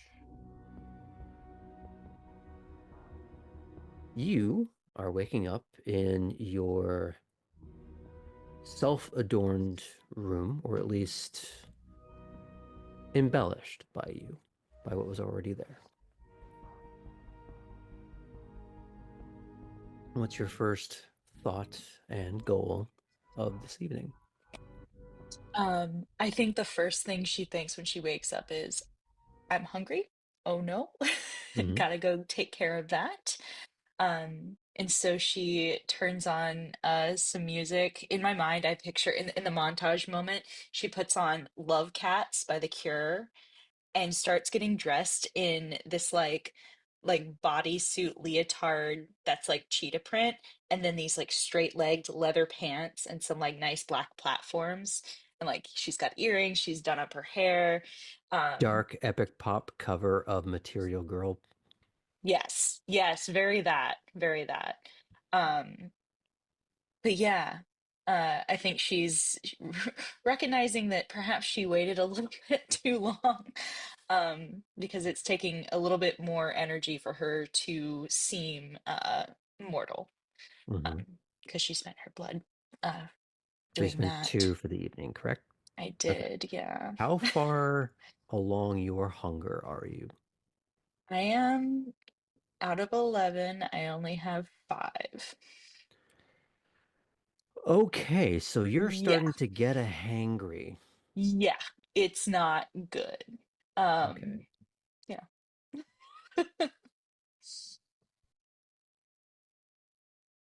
Guess that math works out. No? Because we had said that you had started the night I that you were going to Elysium with your full health, and you were going to go down -2, so you'd be at 9. 9. So you should be at 7 right now, I believe, if you're going with 2 each. Oh, I see. Okay. So maybe I'm not at that point, No. but I'm still hungry. Yeah, you're getting a little hangry. 1, 2, 3, 4, 5, 6, 7. Yeah. Okay. Okay, so not as bad, No. but you don't want to let it get that bad. Because when you let it get that bad, that's when you make mistakes. Yes. There is a saying of necessity is the mother of invention. Desperation is the cause of woe and tragedy. Don't be Sounds that about right. person. Yeah. Hopefully. So I'm assuming you are getting, in one degree or another, tarted up. Yes. So Yes. how, where, whom? So I text Mouse and ask if there's a party tonight anywhere, and that I feel like dancing. Do you send her like a little video of you doing that in particular, or it's more that you're trying to convey It's that a in voice words. memo. She sends a Okay. voice memo, and So it's you're like, trying to convey that. "Hey, is there a party or anything tonight? Because I really feel like dancing. Would you dance with me?" Now you remember that this was mouse is a very appropriate term for the Yes. girl that was named Heidi, but did you write down her actual name? No, I put her name as the mouse emoji in my phone and don't know her actual name. Okay. One of her secret goals for tonight is to find out what her actual name is, just in case, because she might need to cover her ass. Mm-hmm. Yeah. Well, we'll see how that goes for you. Yeah. Oh, this sort of collegey music you got going on here, Sam, is so appropriate.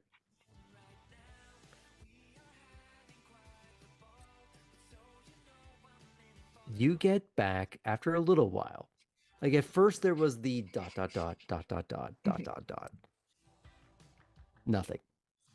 Dot dot dot dot dot dot nothing. And you remember, at least I hope you remember, what interacting with her was like. Is that Yep. she was picking up what you were putting down, but she was very much a wallflower that was being happily plucked from that spot, but didn't know what to do with it. Yes. Very blushy, very giddy, totally into it, but it's all new. So I'm not used to that kind of attention. Hmm. And you had even kind of let her out at one point. So she wasn't used to being the object of affection. So you get the impression this is less, this person, and more, What do? Gotta find a brain go party. burr. Google.com party. How to talk to girl. Thanks, Yahoo Answers. No, I don't need to WikiHow know. always Yeah, has my back. I don't need to know if I'm Brigante. Ferdinand? Eventually, you get back a 1 second audio clip of someone that's attempting to respond, but it's just this panic squeak before they try to delete it.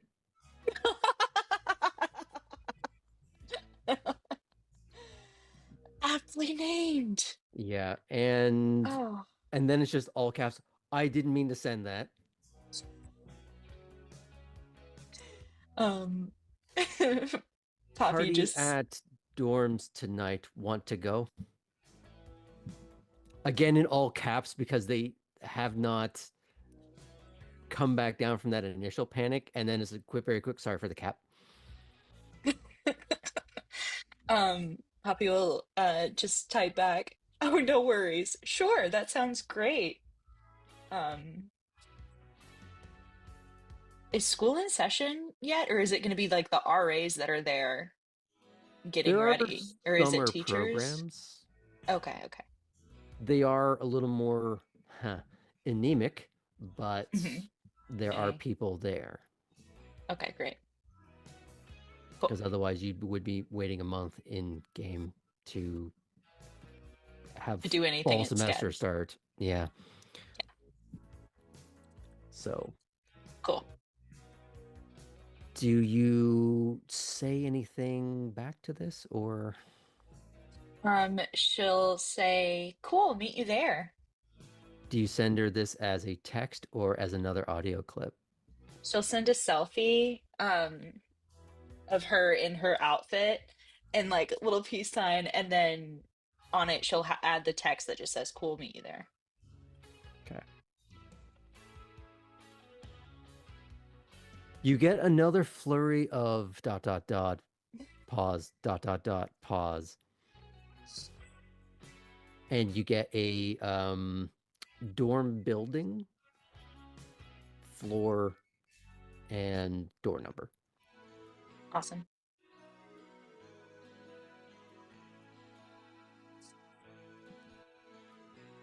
And 3 ellipses followed by, can you help me pick out something to wear?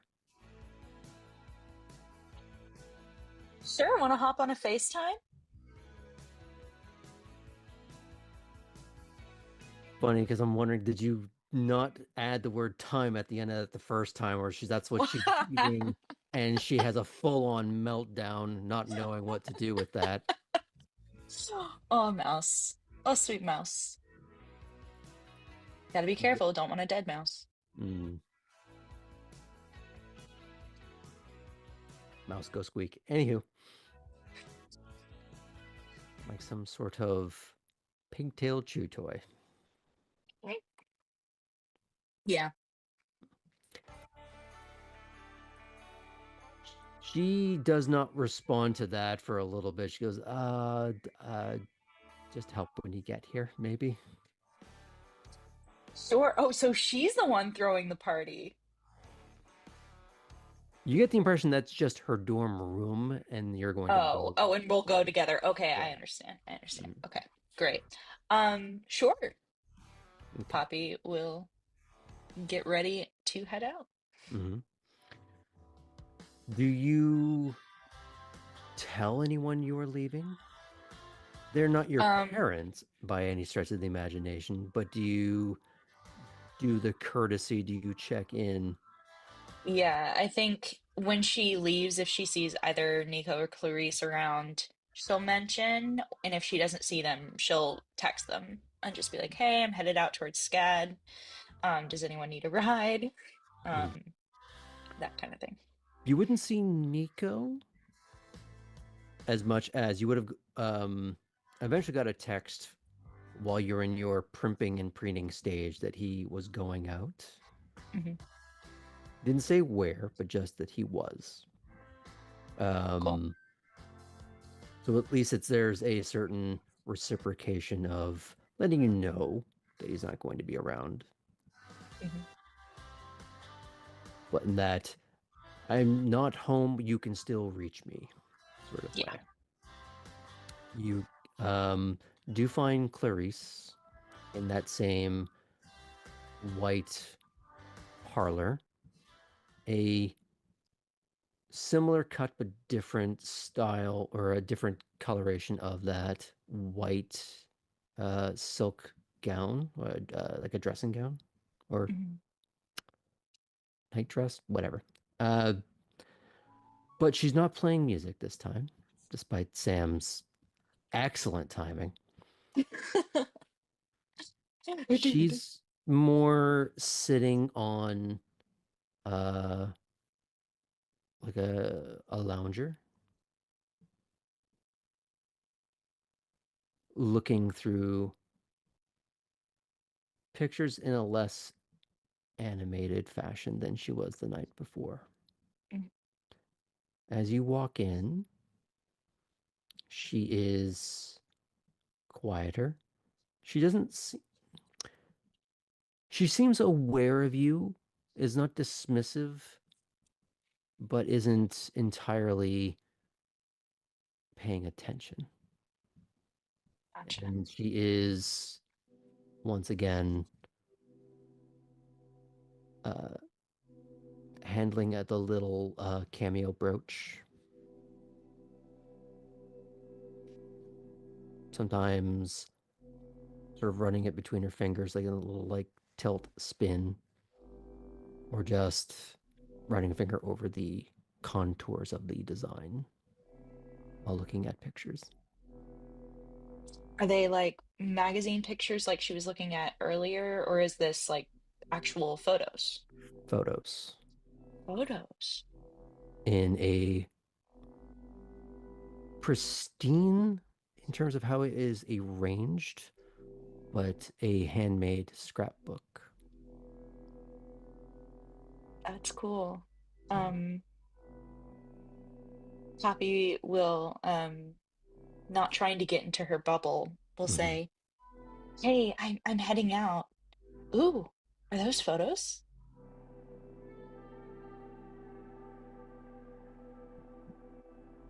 And she doesn't know at first if she's going to close the book or not.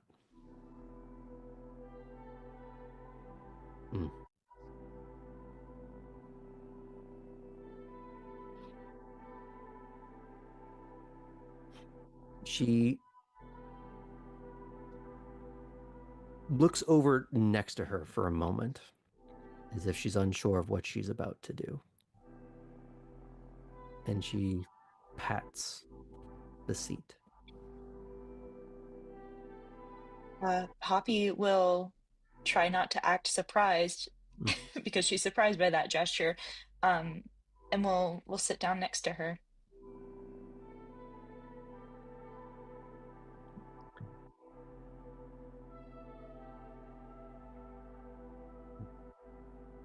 She turns the pages back to the beginning.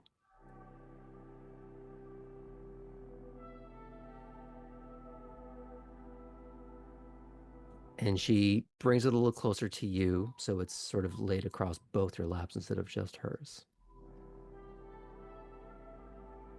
She doesn't say anything, and she is slowly working through the pages, but you do see a persistent face that is sharing the frames with her. One that you would not expect to see in a photograph, as it is a collection of ruinous features, pointed ears, but hand in hand with Clarice in most of them. And are the photos like, are they chronological, like as far as time passing, or is there any way to tell just based on what they're wearing? It's hard to tell. Mm. And styles are one of those things where some people like to play with both style and medium, where it can get a little difficult to tell. But you find some of them are Polaroids, some of them are proper glossy prints, some of them black and white, some of them color, some of them more intensely processed than others, and others more candidly blurred, sometimes of her or of him. And there's one she settles on where he's not looking at the camera. It's more of a side profile in much a way that almost looks like a low-key silhouette that you might see on a cameo. And she does pause there for a little bit. She doesn't say anything.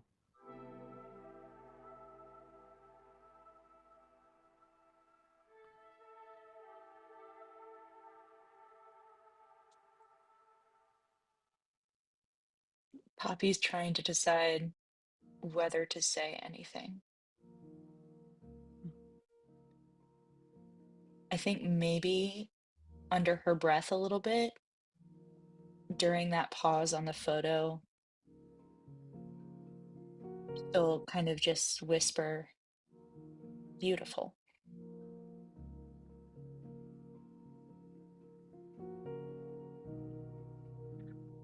I don't know if the player remembers this, but in the preludes, Yeah.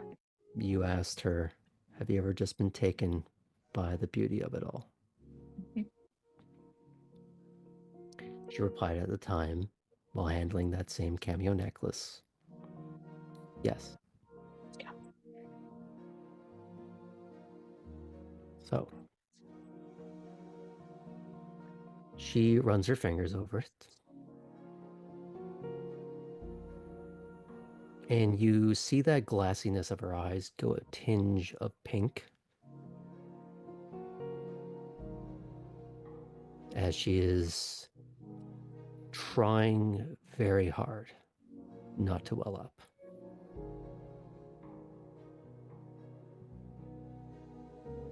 What do you do? I think maybe Poppy is sensing that she doesn't want to be seen crying or anything like that. Um, we'll take that moment to stand and say, I told someone I'd meet them, so I'm gonna head out. But if you need anything while I'm out, just text me.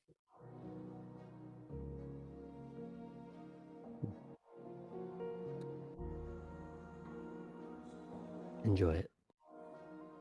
Well, Poppy will leave.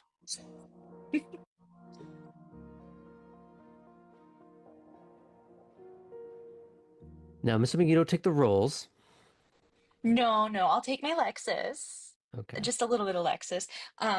And I think there is a moment where she like sits and just kind of like stares into space for a second because that was a very tense, charged moment of longing on a, vampiric many years kind of level for her. And she's like, and I'm about to go to a college party. Yeah. I'm gonna do I some would keg say stands. your takeaway would be absolutely decades. Yeah. There were some dates written Yeah. on some of them. You know this goes back 60 years at least. Yes. Oh, she'll take a breath. She'll shake her head and then turn on the Brat album. She just has to Since this flip is, that switch, change the I just mood. have to literally flip the switch and we're on.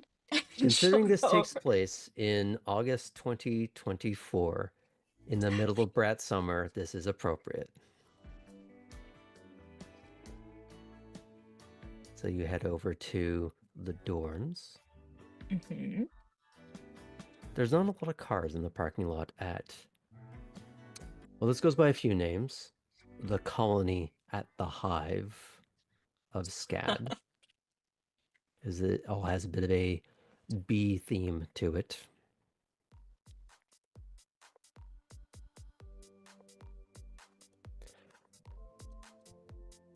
There's a few cars, a few bikes. It does feel sparse. It doesn't feel dead or ghostly, Mhm. but underpopulated. If there's a party, you don't see where it could possibly be. Yeah. Yeah. Maybe there's a secondary location Poppy fixed to herself, hopefully. Okay.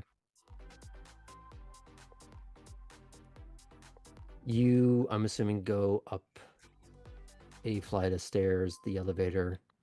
Do you tell her Mhm. you're arriving, or do you go right to Yeah, the I'll door? send her that courtesy text of just got here so that I don't actually give her a panic attack. Okay. You do get back a texted, Oh no. Ugh, I'm gonna need another hookup. Okay, great, cool. Is it going to break this one? No, I'll keep this one, and yeah, it's fine. Mm-hmm. Okay. So you get to the door, you knock. Door opens real quick. But it's in that she's also surprised by how quick it opened. Yeah. And she is in a like tank top and shorts, but in a way it's going, I'm between outfits because I don't know what to do. Hmm. And she looks at you like, oh, okay. No, I'm And here to you help. see Don't worry her about like it. pile of clothes, and it's a lot more in comparison to you, like Oshkosh bagosh. Okay, okay. It's giving It's giving Portland a little bit right now, which, maybe is a vibe sometimes when you were hiking or, living off the land. But let me see what you got. And Poppy will just kind of start digging through the pile of stuff to see if she can find, I don't know, something that's a little more becoming for a party. Mm-hmm. She is sort of like nervously holding the pigtails at some points. Like, I did not expect her to be going through my clothes in quite this way. Mhm. That was exact intent, Dreamy. So you have the right of it. As you're rifling through, are you trying to create a particular image? Or are you Um, trying to just get away from the Oshkosh? Getting away from the Oshkosh, I think, is part one. Um, Maybe finding like, I mean, a solid pair of jeans Mm, and a cute top of some sort, other than okay. me. I'd say if you were to try and make one of her tops cute, you almost Mhm. have to like tie it up to Yeah, make yeah, it we can do croppy. that. Yeah, we do like a So little it's crop top. like it's not mom jeans, but it's not like hip hugger kind of things. Like it's comfy jeans when she's probably Yeah, sitting around with sketch pads you notice around. yeah, And it's the kind of cool. dorm style that looks like it's a bed slash reading nook against the wall. You notice That art makes supplies sense. everywhere, and it's both in a state of well used and chaos. Yeah, I think maybe for that reason, Poppy will try to organize as she is diving in to find things just to not add to the chaos. Hmm. Um, but she'll find the pair of jeans and the shirt and be like, thoughts, feelings. Okay, yeah, yeah. Yeah, I feel like I think it'll look really good on you, actually. Okay. And then she realizes there's nowhere to like get changed privately right now. Mm, And I can turn around. Unless you want me to watch.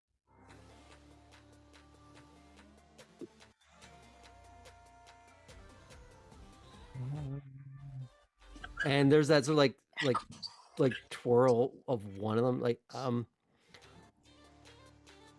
can stay. Okay. Now do you like sort of avert your gaze or you just be like I think she'll like coyly avert her gaze and like flip through her sketch pad that's like sitting there. Um, somehow that's more intimate? oh no. Um oh god, what would be really funny for that right now? Oh As she's no. getting as she's getting changed, she hears you rifling through the pages. Please be her life drawing class. I can do so much better. Furry art. Do you know who Bruce Timm is? No. He Google.com. uh did the art for Batman the Animated Series. Yes, yes. He does erotica. Like draws Oh. erotica. Like in that same style that he does. Oh, Oh. yeah. Oh. Okay. Yeah. That Cute. seems to be her hero in terms of what she's trying to emulate. There's parts of it that are in need of refinement, but she clearly has an understanding. Hmm. So this mousy little waif Hmm. has some interests Mm. hidden behind all the Oshkosh. And she turns around and she's trying to like because you were trying to like help her like tie up that thing. Like that was the Yeah. idea. Yeah, Yeah. she's kind of struggling with that for a sec. She's not quite sure how to do it properly, and then she sees you looking at the pages. Uh, okay. These are beautiful. Really? Yeah. I like the vibe. Here, come here. Let me help you fix that. Okay. She's trying to distract like the fact she's obviously going a bit red. Yeah, yeah. And Poppy will like not just for yank the her in. proximity, but because you were looking through the sketchbook, Hmm. and that's what's really giving her the panic attack now. Oh no. Do you have a favorite? Like she's not making eye contact at all. Do I have a favorite of these drawings? Like she just doesn't want to put words out now. Well, I really like this one where she's like doing this kind of pose and she'll kind of like do the pose.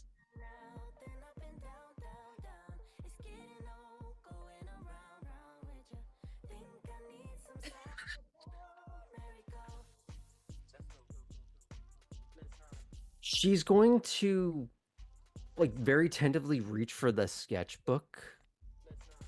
Oh, no. I am gonna grab the sketchbook away and pull her in. Mm-hmm. Because I am really hungry. This is taking too long.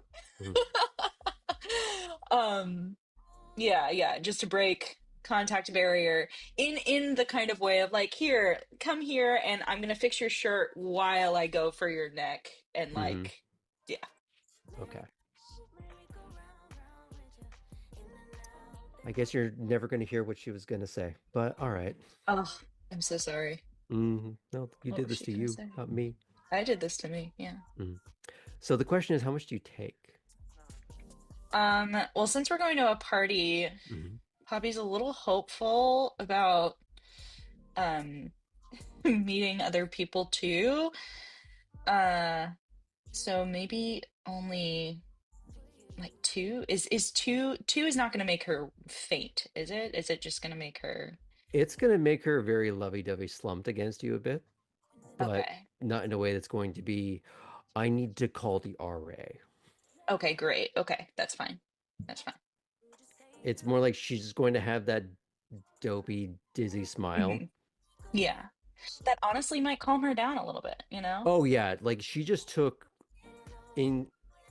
It makes her seem like she just took a lot of Xanax for a minute because she's just like, brain can rest for a second. You've given her the soft reboot. Great. And like her face is sort of like buried in the side of your neck now. Kind of, I'm assuming like sitting on the edge of the bed.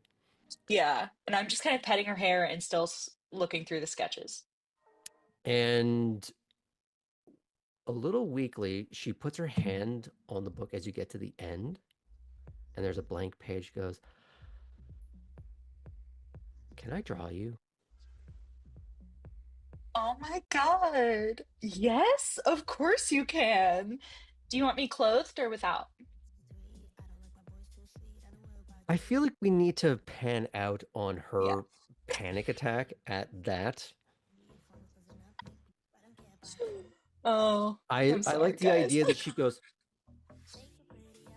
reaching blindly for a pencil as the music sort of intensifies, and she goes like,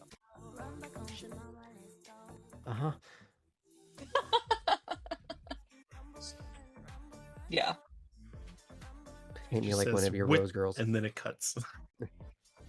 A what? Oh no. Oh I know how no. that could end. Say it. Oh no. Commit to your bullshit. And RA Can is I called. help you with your clothes? Yes, of course. But it's said in this like almost high pitched that the only person that could hear it would be Artem. Somewhere Artem goes. Cryptic powers What was activate. that? Oh my god. We can fade out from there. Yeah, that's fine. Okay. So let's check in, last but not least, with Cora. Or a complete tone shift. Right. You can do it. If we can go from, do you know a pet store, to Kate, you got this. I believe in you. I mean, we had a pretty big tone shift within Poppy's entire scene of absolute sadness to let's do the sexy. So I'm pretty sure there's modular allowed in this. All right. Cora's eyes open in the dark of an unfamiliar environment. She stands, but something cold brushes against her ear. Reaching out to it, she pulls the chain near her cot to illuminate the space with a click. The room she slept in must have been intended as a small office or large closet. No windows, save for 2 slim panes of glass above the doorway into the rest of the apartment. It was nice of Lewis to set the cot in here. Let her decide if she'll risk the true bedroom and its windows to the outside. She steps softly into the bedroom and across dark walnut floorboards, long-running, narrow, worn, and dirty, to twist open the horizontal blinds, allow the light of the street lamp in, casting new shadows. The window AC unit rumbles to life and whirs in front of her. She slept like a stone yesterday, like she almost always does now. It hadn't wakened her during the hot Savannah day. She runs her hand along the tan stucco wall on her way to the petite bathroom to start the shower, and crosses back to dig soap from her bag. She hums a tune she heard on a cassette tape once.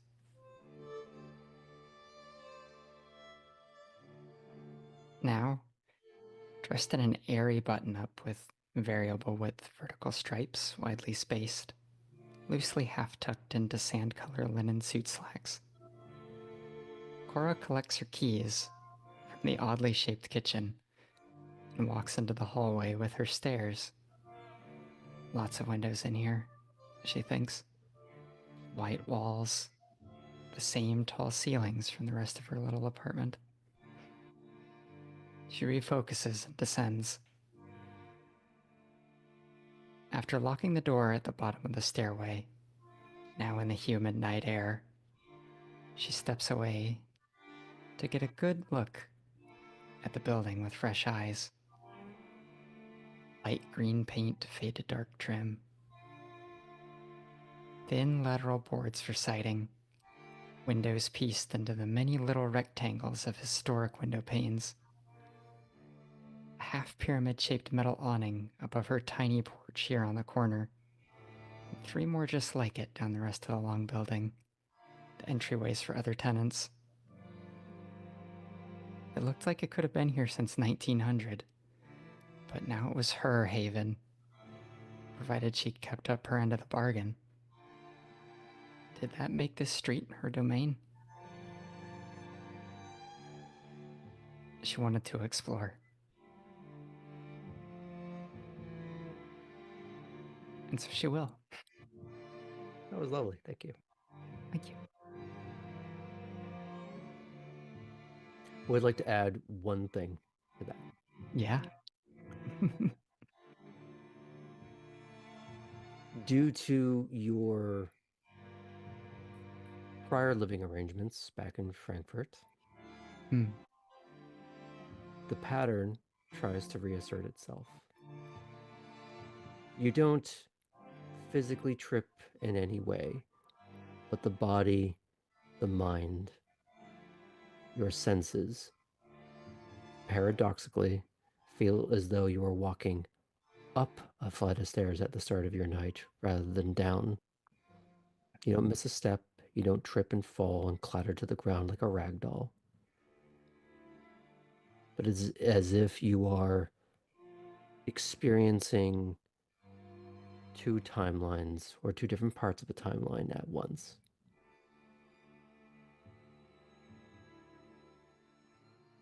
Until you leave. Even throughout the building, just on the stairs. Just on the stairs. She recalls it was like that entering the space too. The thing that trips up a lot of people, quite literally, is that stairs are precise in terms of how tall they actually are from each other, to the point where people who have dreams about their homes remember stairs very vividly. The idea that you can be off by a micromillimeter of how your stairs are in one house or another will actually cause accidents. We are so used to how stairs are that it is almost universal. So your mind remembers the same height and gait of each step in the wrong order.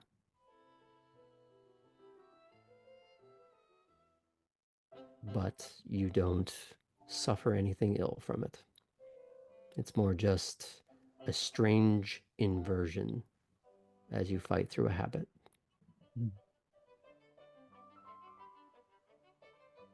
Well, at least it was the same way going out as it was going in.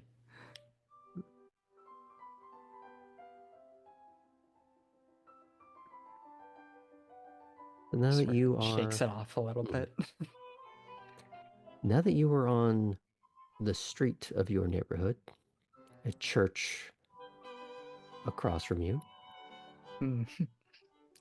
not the basilica, but a church. Are there any lights on in this church? Dim. More like the kind of lights you would see in a grocery store that's closed for the night. Cora's gonna kind of cock her head and walk over casually and peek through the window. The lights you're seeing are not from a ground level window as much as through the, not even stained glass as much as curtained windows. You're getting sort of this dim haze. That would be very difficult to see anything beyond the fact that there is some manner of light. Let's stroll over to the parking lot. Are there a lot of vehicles parked over there? No. Okay. Any? No. You would see some things on the actual street. There doesn't appear to be any cars in the parking lot. Any signs for the name of this place? There would be if I remembered it off the top of my head. There is an actual name of the church. I just can't recall off the top of my head. So kind of take a note. Mm-hmm. And focus her attention away from the church now, back at her own building. Are there any cars parked street side in front of the building that I live in? Mm-hmm. There's a few. Any like bumper stickers or anything? Give me a idea of who the other tenants might be. Interesting. You would get like a Jesus fish on one of them. Okay. But you, on the car behind it, see the Darwin fish sticker, almost like a refutation. Feuding. but nothing concerning. You get something like, my other car's an M1 Abrams. Okay. Or, what would be another one? It's one that looks like it's scratched out, but that looks like, my kid is an honor roll student, but it's intentionally scratched out, like as part of the sticker, rather than someone having actually scratched it out. It just goes, my kid sells drugs to your honor roll student. Got it. So it's a little more just kind of playful bullshit. Yeah. Was that the M1 Abrams car having the same sticker? Oh, you think like this, as in all these on the same car, or Yeah. Or are they they're broken all in up? different cars. Okay. There's a collection of just oddities.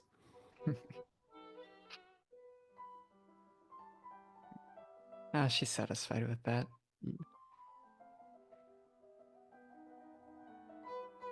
I'm assuming you go for a bit of a walk from here. Yeah, I think we'll go for a stroll. Okay. Let's understand my environment. I'm assuming it's a bit circuitous rather than just a direct straight line. Trying to just maybe sort of run the Nautilus. Yeah, she's spiraling out from Mhm. her apartment, essentially. You'd find a few places that are shuttered. Some things that have been dealt death blows from micro recessions, or their industry just no longer being relevant. Maybe have sat like that for years and boarded up. Others that are more like old garages.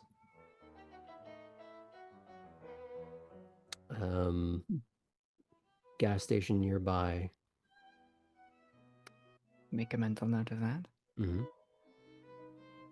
You find very small businesses, not quite strip mall, but just little pockets of mom and pop businesses. Very few things that are like franchise. In fact, you do find a little diner. I think that's intriguing to Cora. That's the kind of thing she's seen in media, but never actually been to. I imagine where she's from, such things are only in media. The American diner is such a staple of pop culture that never made it over there. And if it has, it was weirdly uncanny valley emulation.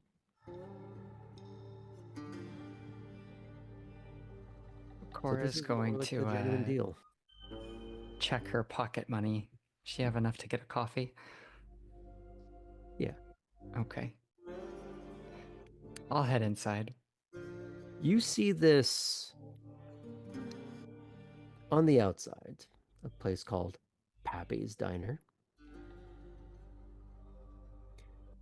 And that strange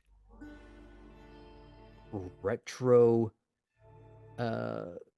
amalgamation of both straight lines and curves that really make up that aesthetic.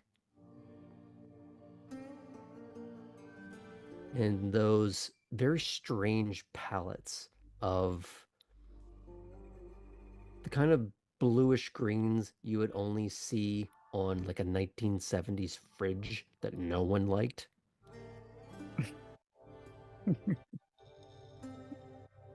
That's delightful. Yeah.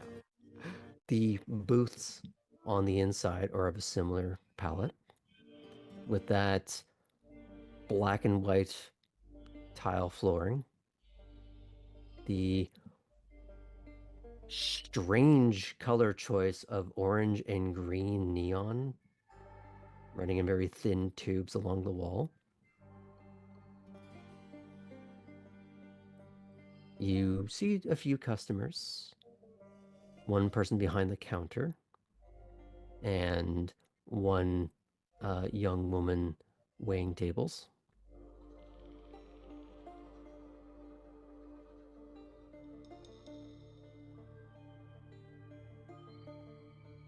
Are the customers sitting along the counter?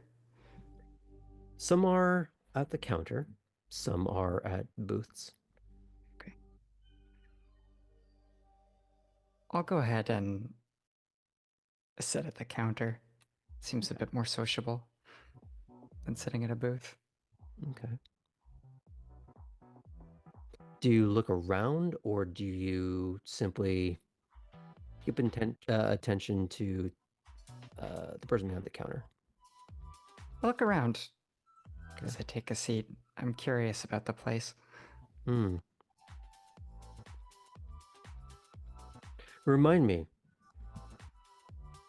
as a set of eyes notice you, and they raise a coffee cup in your direction. Did you ever meet the driver, Cora? I did. There was one night when Kate was our ride to go out drinking together, and she left with someone. So I needed a way back. And Artem and Chris took the rover. And you had an interaction, I presume. We did. Cora opened up about herself, as she tends to do, and asked the driver if he needed any help doing what he does, since she had a not dissimilar line of work.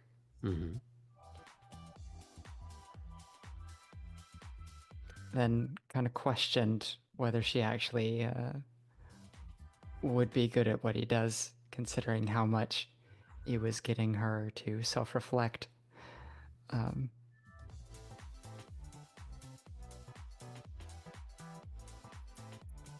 As he has raised the mug to you, slight nod, but he doesn't seem to be inviting you over or dissuading you either. He simply goes back to holding the mug, staring off, seemingly enjoying the warmth that rises off in the steam. Boy, this is unexpected. I think Cora would like to walk a little closer. Ask him if the seat next to him is taken. He'll angle his head to the adjacent seat of his booth. Sit down. Before you can say anything, the professionally beleaguered waitress walks on by. She puts down a menu. Welcome to Pappy's. Can I get you a cup of coffee? Yes, coffee's great.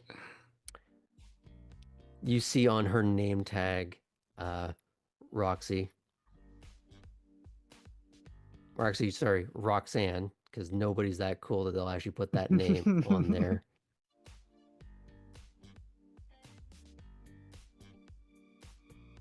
Thanks, Roxanne. Just write something down. She walks away, and you can see her going behind the counter to just start pouring a cup of coffee. And she's back pretty quick. And you can see next to you that there is a little like bin of you don't know if it's actual creamers or non-dairy creamers. They are in that both labeled and unlabeled sort of fashion of difficult to discern, and you're taking some chances. Yeah.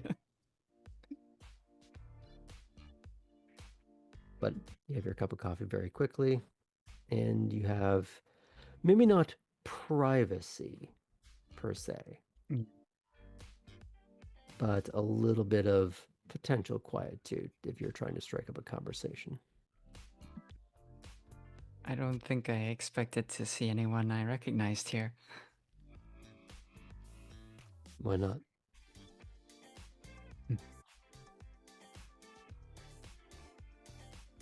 Well, most of the times I've had these interactions, somebody's been inviting me someplace where I already know they're going to be.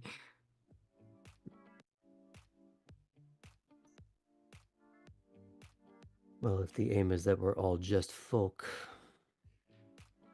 wouldn't we all run into each other eventually? That does make sense.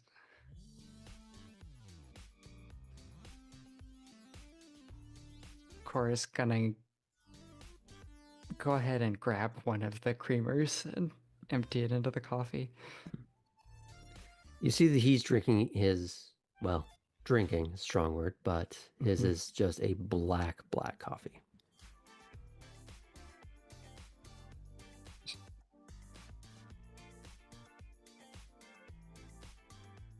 So, I wasn't really thinking about getting anything to eat, but is this a good place? Cora is... Compared to what? Oh.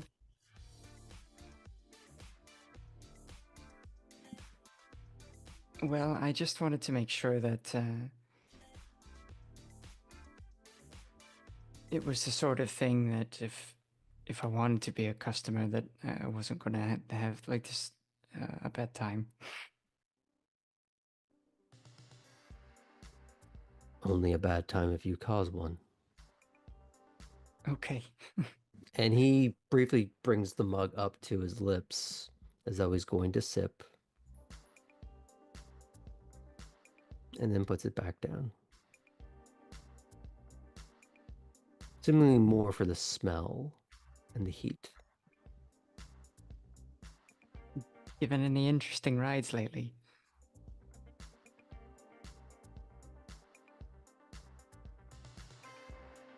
You all have something to say. I'm sure we do. What about you? Yeah, actually. If you've ever taken Belle any place? Possibly.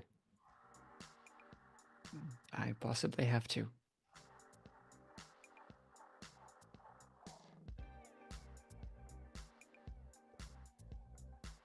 What was that like with your skewed reflections?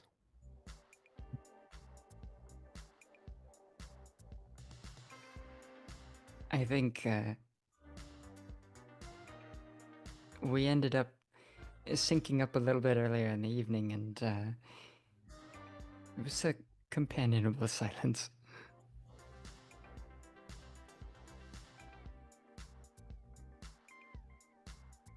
Are you sure it was for both of you? Well, I like to hope so, but maybe I shouldn't assume.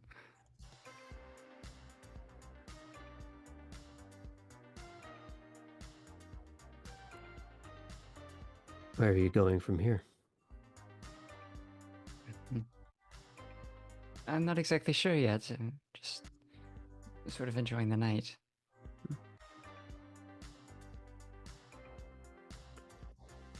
As you say that, the young waitress walks up again.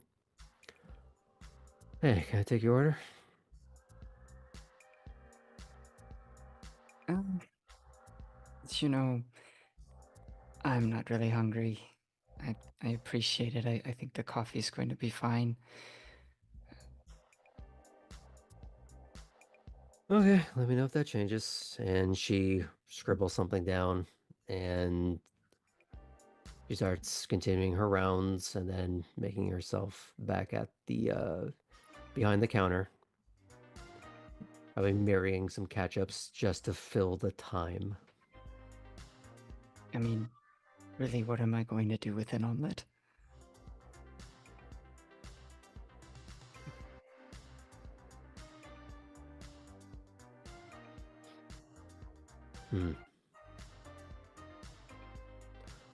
What is the harm in the pantomime?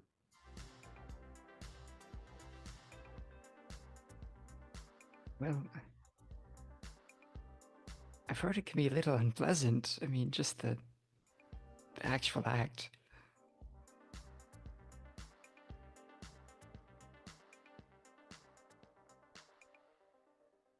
Living has its unpleasantries.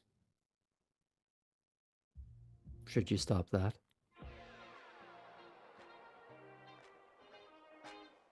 I guess not.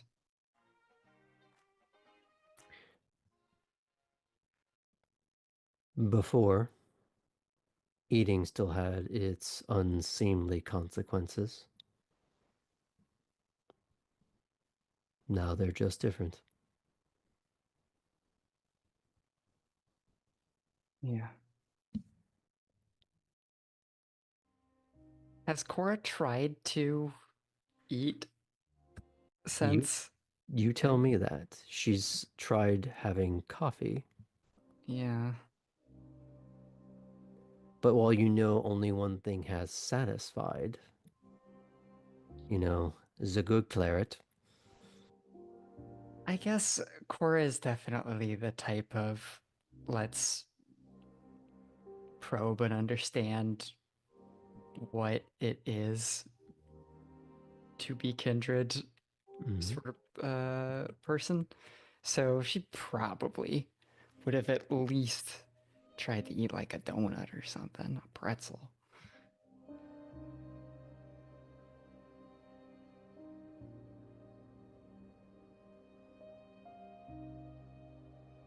Do you try and flag the waitress down again? Yeah, Okay. I think so. As you start to do that, he's just going to hold the mug. It's your first time at a real diner. Get the Yeah, burger. hmm? Get the burger. I'll get the burger.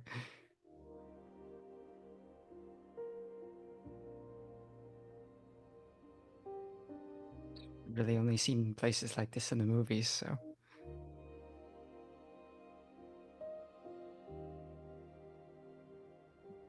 Beyond his suggestion, he leaves it up to you what you actually do. She comes back with her little pad as you flag her down. Change your mind? Yeah, actually, I heard the burger was really good, so. Yeah. All right. What do you want on it? Just the way it comes.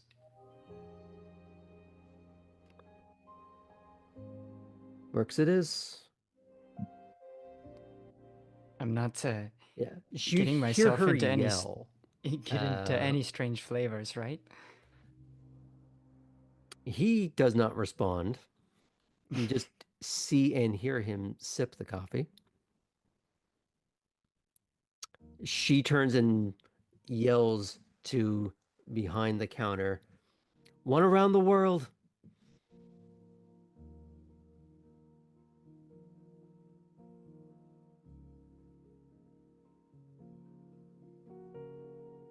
It's really cold and around the world. If she's still standing there. She's already kind of buggered off. Okay.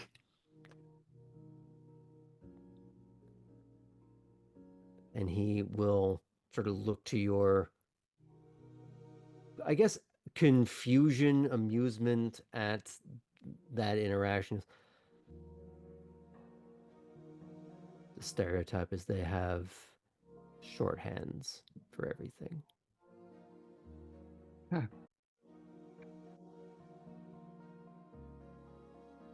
That's fun. I like that.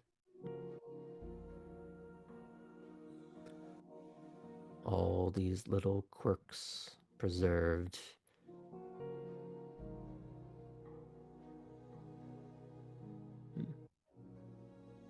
In a retro off-Pantone time capsule. I was just going to say, sort of frozen in time. Rather apt, don't you think? Very. A strange distillation of life that never looked this way.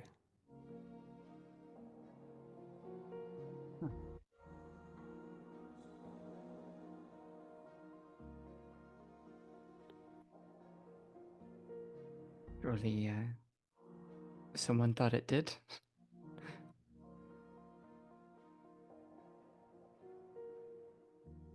Or wanted people to think it did.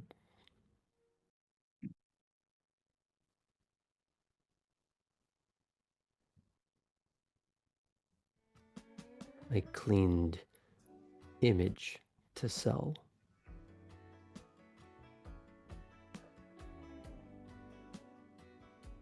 Yeah, it's a lot of things going on behind the counter sometimes.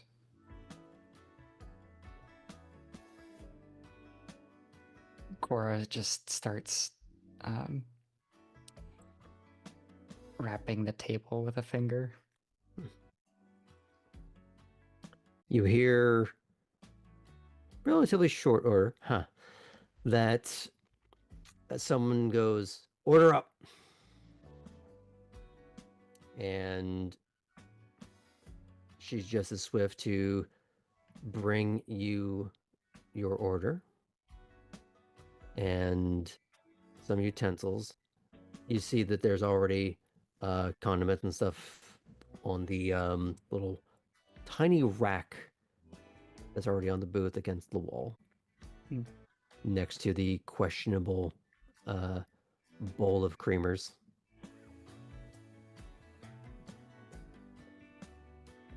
Well, I'm going to have the whole experience. She'll grab some of the condiments and apply them to the burger. So we've had this discussion before where I am allowing people to decide a certain amount of the detriment of the curse. Where I don't want to override that Artem had to take a whole merit to be able to hold it down easily and get a full range of taste. I want you to tell me if this is a muted sense of taste, ashes in your mouth,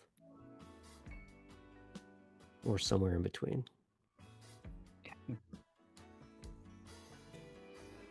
It's in between, but leaning ashes. Like the food is really overcooked, burned, forgotten about. But if you were to look where you took a bite, it's that medium rare of a proper burger. She attempts to maintain composure as she takes a bite, looks at the burger. Well, someone remembers this as really fantastic.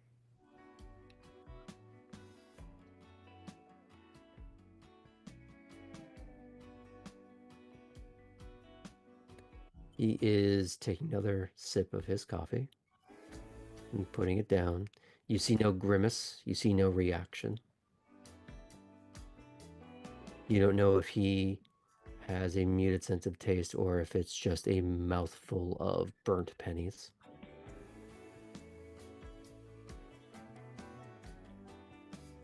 But either way, he's not letting on.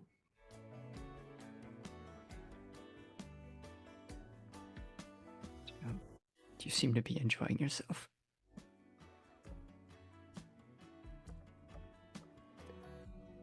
Don't ever let them know you're not.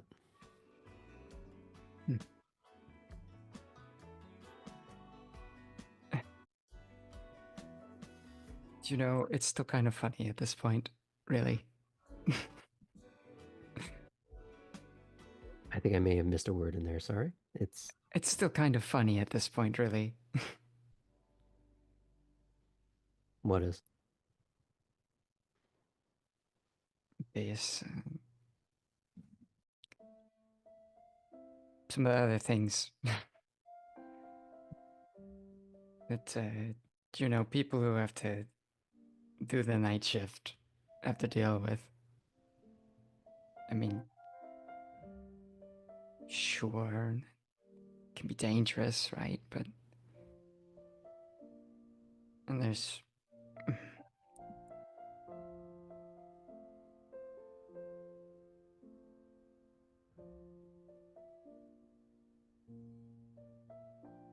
it's like,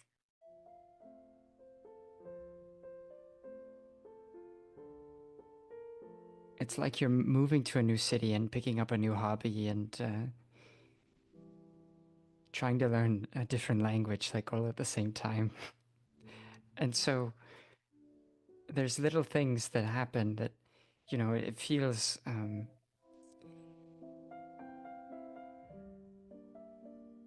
like if you get it wrong, sure, it's not great, but you know, what can you do but laugh at it? So, like this. I mean, maybe it gets old, I'm sure it does. But right now, it's still pretty new to me, so.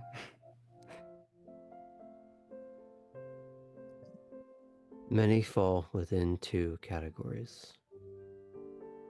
Two sides of the same coin. Nihilism or absurdism.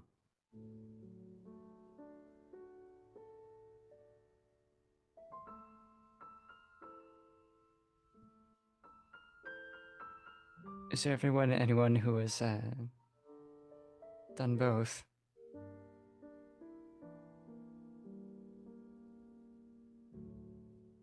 Most do. At one point or another. Or is now just spinning, not like trying to like set it off like a Beyblade or something, but just the coffee cup, just like twisting it around on the table. You will add something to that. If you last long enough, you will find ever finer gradients between the two.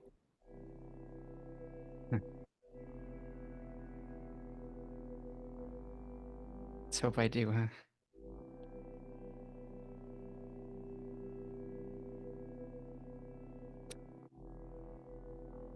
Up to you.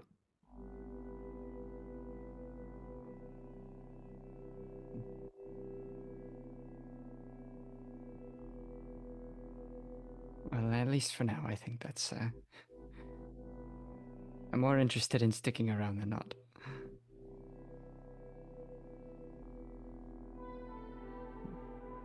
Shall take a sip of acrid coffee? Mm-hmm.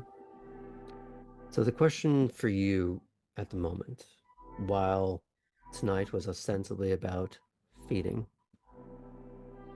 that can mean a few things.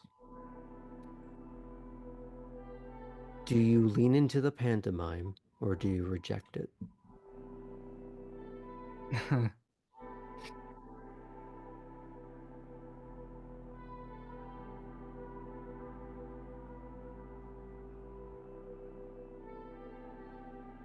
I think Cora is now of a mind to put her mouth where her mouth is. That this is kind of absurd, isn't it? And just try to have this meal.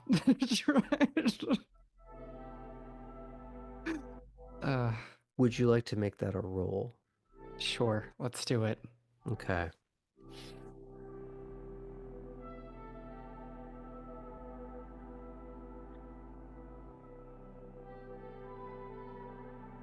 I feel like courage and self-control.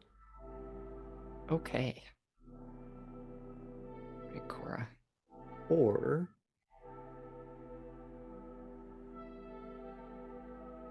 oh, that would be interesting. Oh, okay. I like interesting. You know what? I'm not going to roll it that way.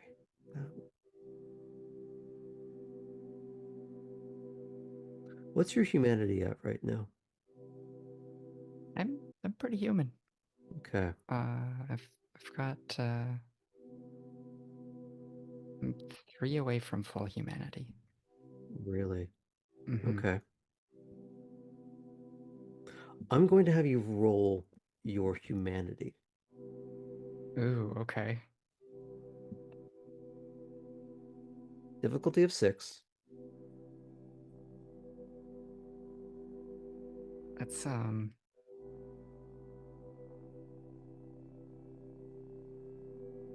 yeah, okay.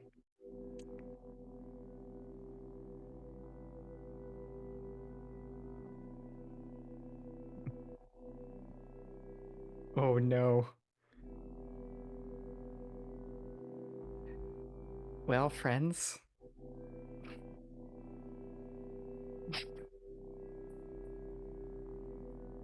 Cora has botched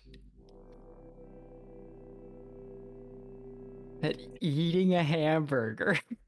I think on that rather beefy note, we should end there for tonight. But before we do, we're going to keep these a little bit brief because we do have more of this night to continue later on. We're going to start with some brief final thoughts, and we're going to go with Cora because I just love that for me. So,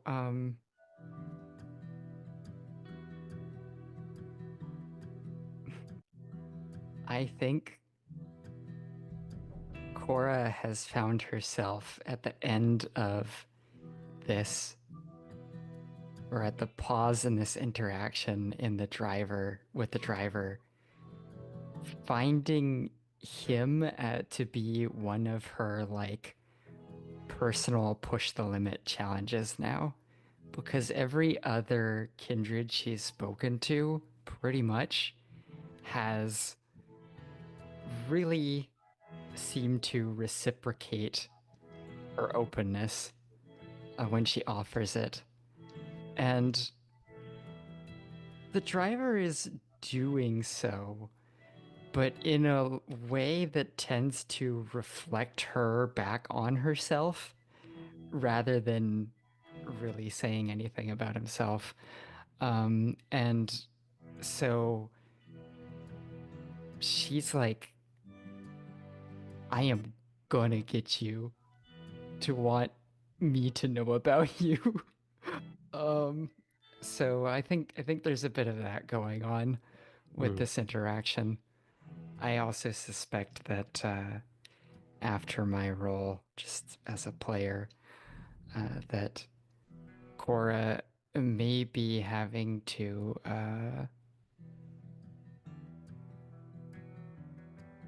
consider a change of menu if not a change of venue.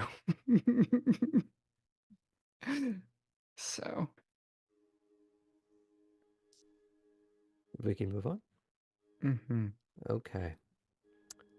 We're going to go with Tabby next. Because I'm very interested to hear the logic behind your decision. Or at least some of it. You don't have to reveal all of it. But what went into that decision? Tabby did accurately voice a lot of the reasoning behind the decision. There was a reason to resist originally giving the numbers, but upon reflection and driven by her increasing sense of losing avenues as she just kind of stumbled and stumbled and stumbled, she was trying to damage control and keep allies who she hadn't overly wronged or shamed herself in front of. And since Ellie had immediately upon meeting Tabby been kind and been helpful, there not only is potential just companionship there, but there had been previous moments of them working together and it being good and useful. And while there was a sense of treachery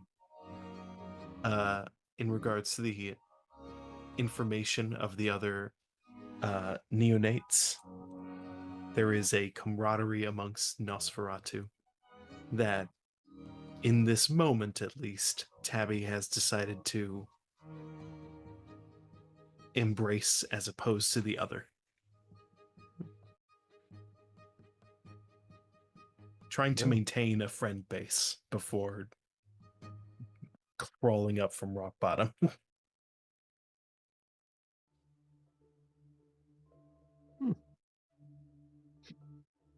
Well, I think it's only appropriate that we move on to Ellie to get the other side of that.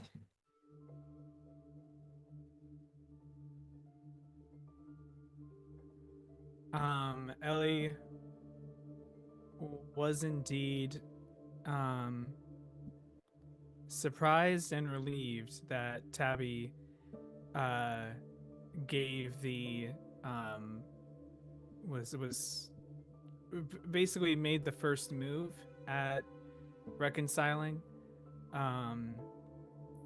because I think Ellie was beginning to get back to their I can only do this by myself and I'm not going to depend on anyone mode. And obviously this is the first step. It's not like trusting Tabby with all of their secrets, but they do have a fun task ahead now, and Ellie feels like they've paid back a little bit of the information for, here's another source of supplies you can get, helping. And if we do this favor for Orson, that's probably going to, besides paying back for the blood, it's also going to help establish a good relationship. Team with building Orson. exercise. Yeah, exactly. And so this will probably be good for us. And Ellie does remember that one of their most successful recent missions was with Tabby's help. And so it will be good to see. And Ellie's also interested by what Tabby's plan is and how Ellie can help it not be a complete disaster.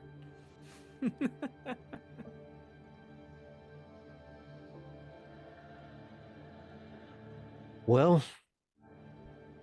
I'm not sure if everyone has done it yet, but we do love our botch bays as we are accumulating them.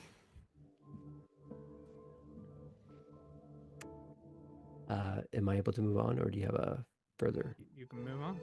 Okay. Let's move on to Kate.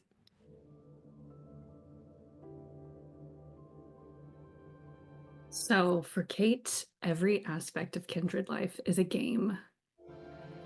And feeding is its own special kind of game because, at least for Kate, it is singular and solitary. There are less risks. There is some thinking about the future and building a herd, but you're not in that venture way having to think decades down the line. You get to think maybe a couple of months if they're interesting, and it's easy to move on. Like you and I have discussed before, it's a numbers game, and tonight it worked out. And it was someone who was worth having an interesting conversation with, which adds to it.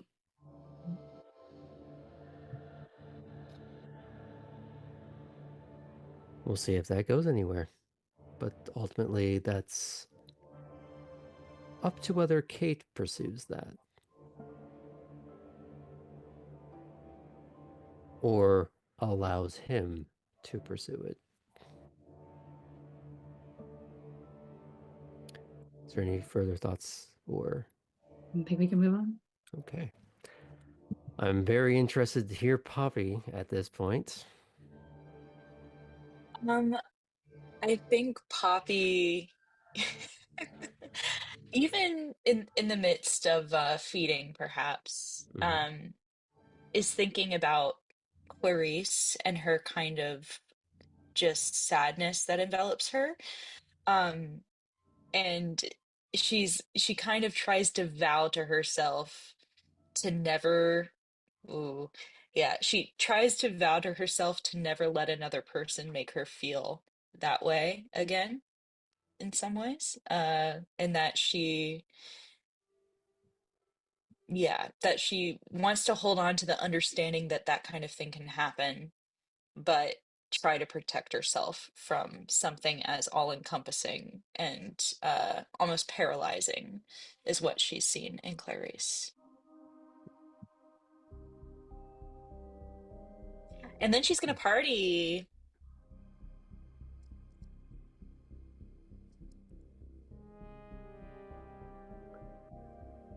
And how is her corrupting influence going? Good so far. I think, yeah, good so far. Though I think she does want to find other, um, perhaps more bold people to feed off of, just so that she can get to a point of a nice, stimulating conversation, we'll say. I'm sure she would be crushed if that's what if she knew that's what you thought. Yes. Mm-hmm. Mm-hmm. Which is why she'll keep it to herself.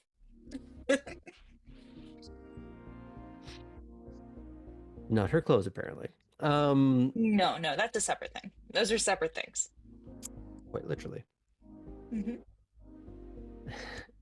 If there's no other further thoughts to share, other than the Toreador,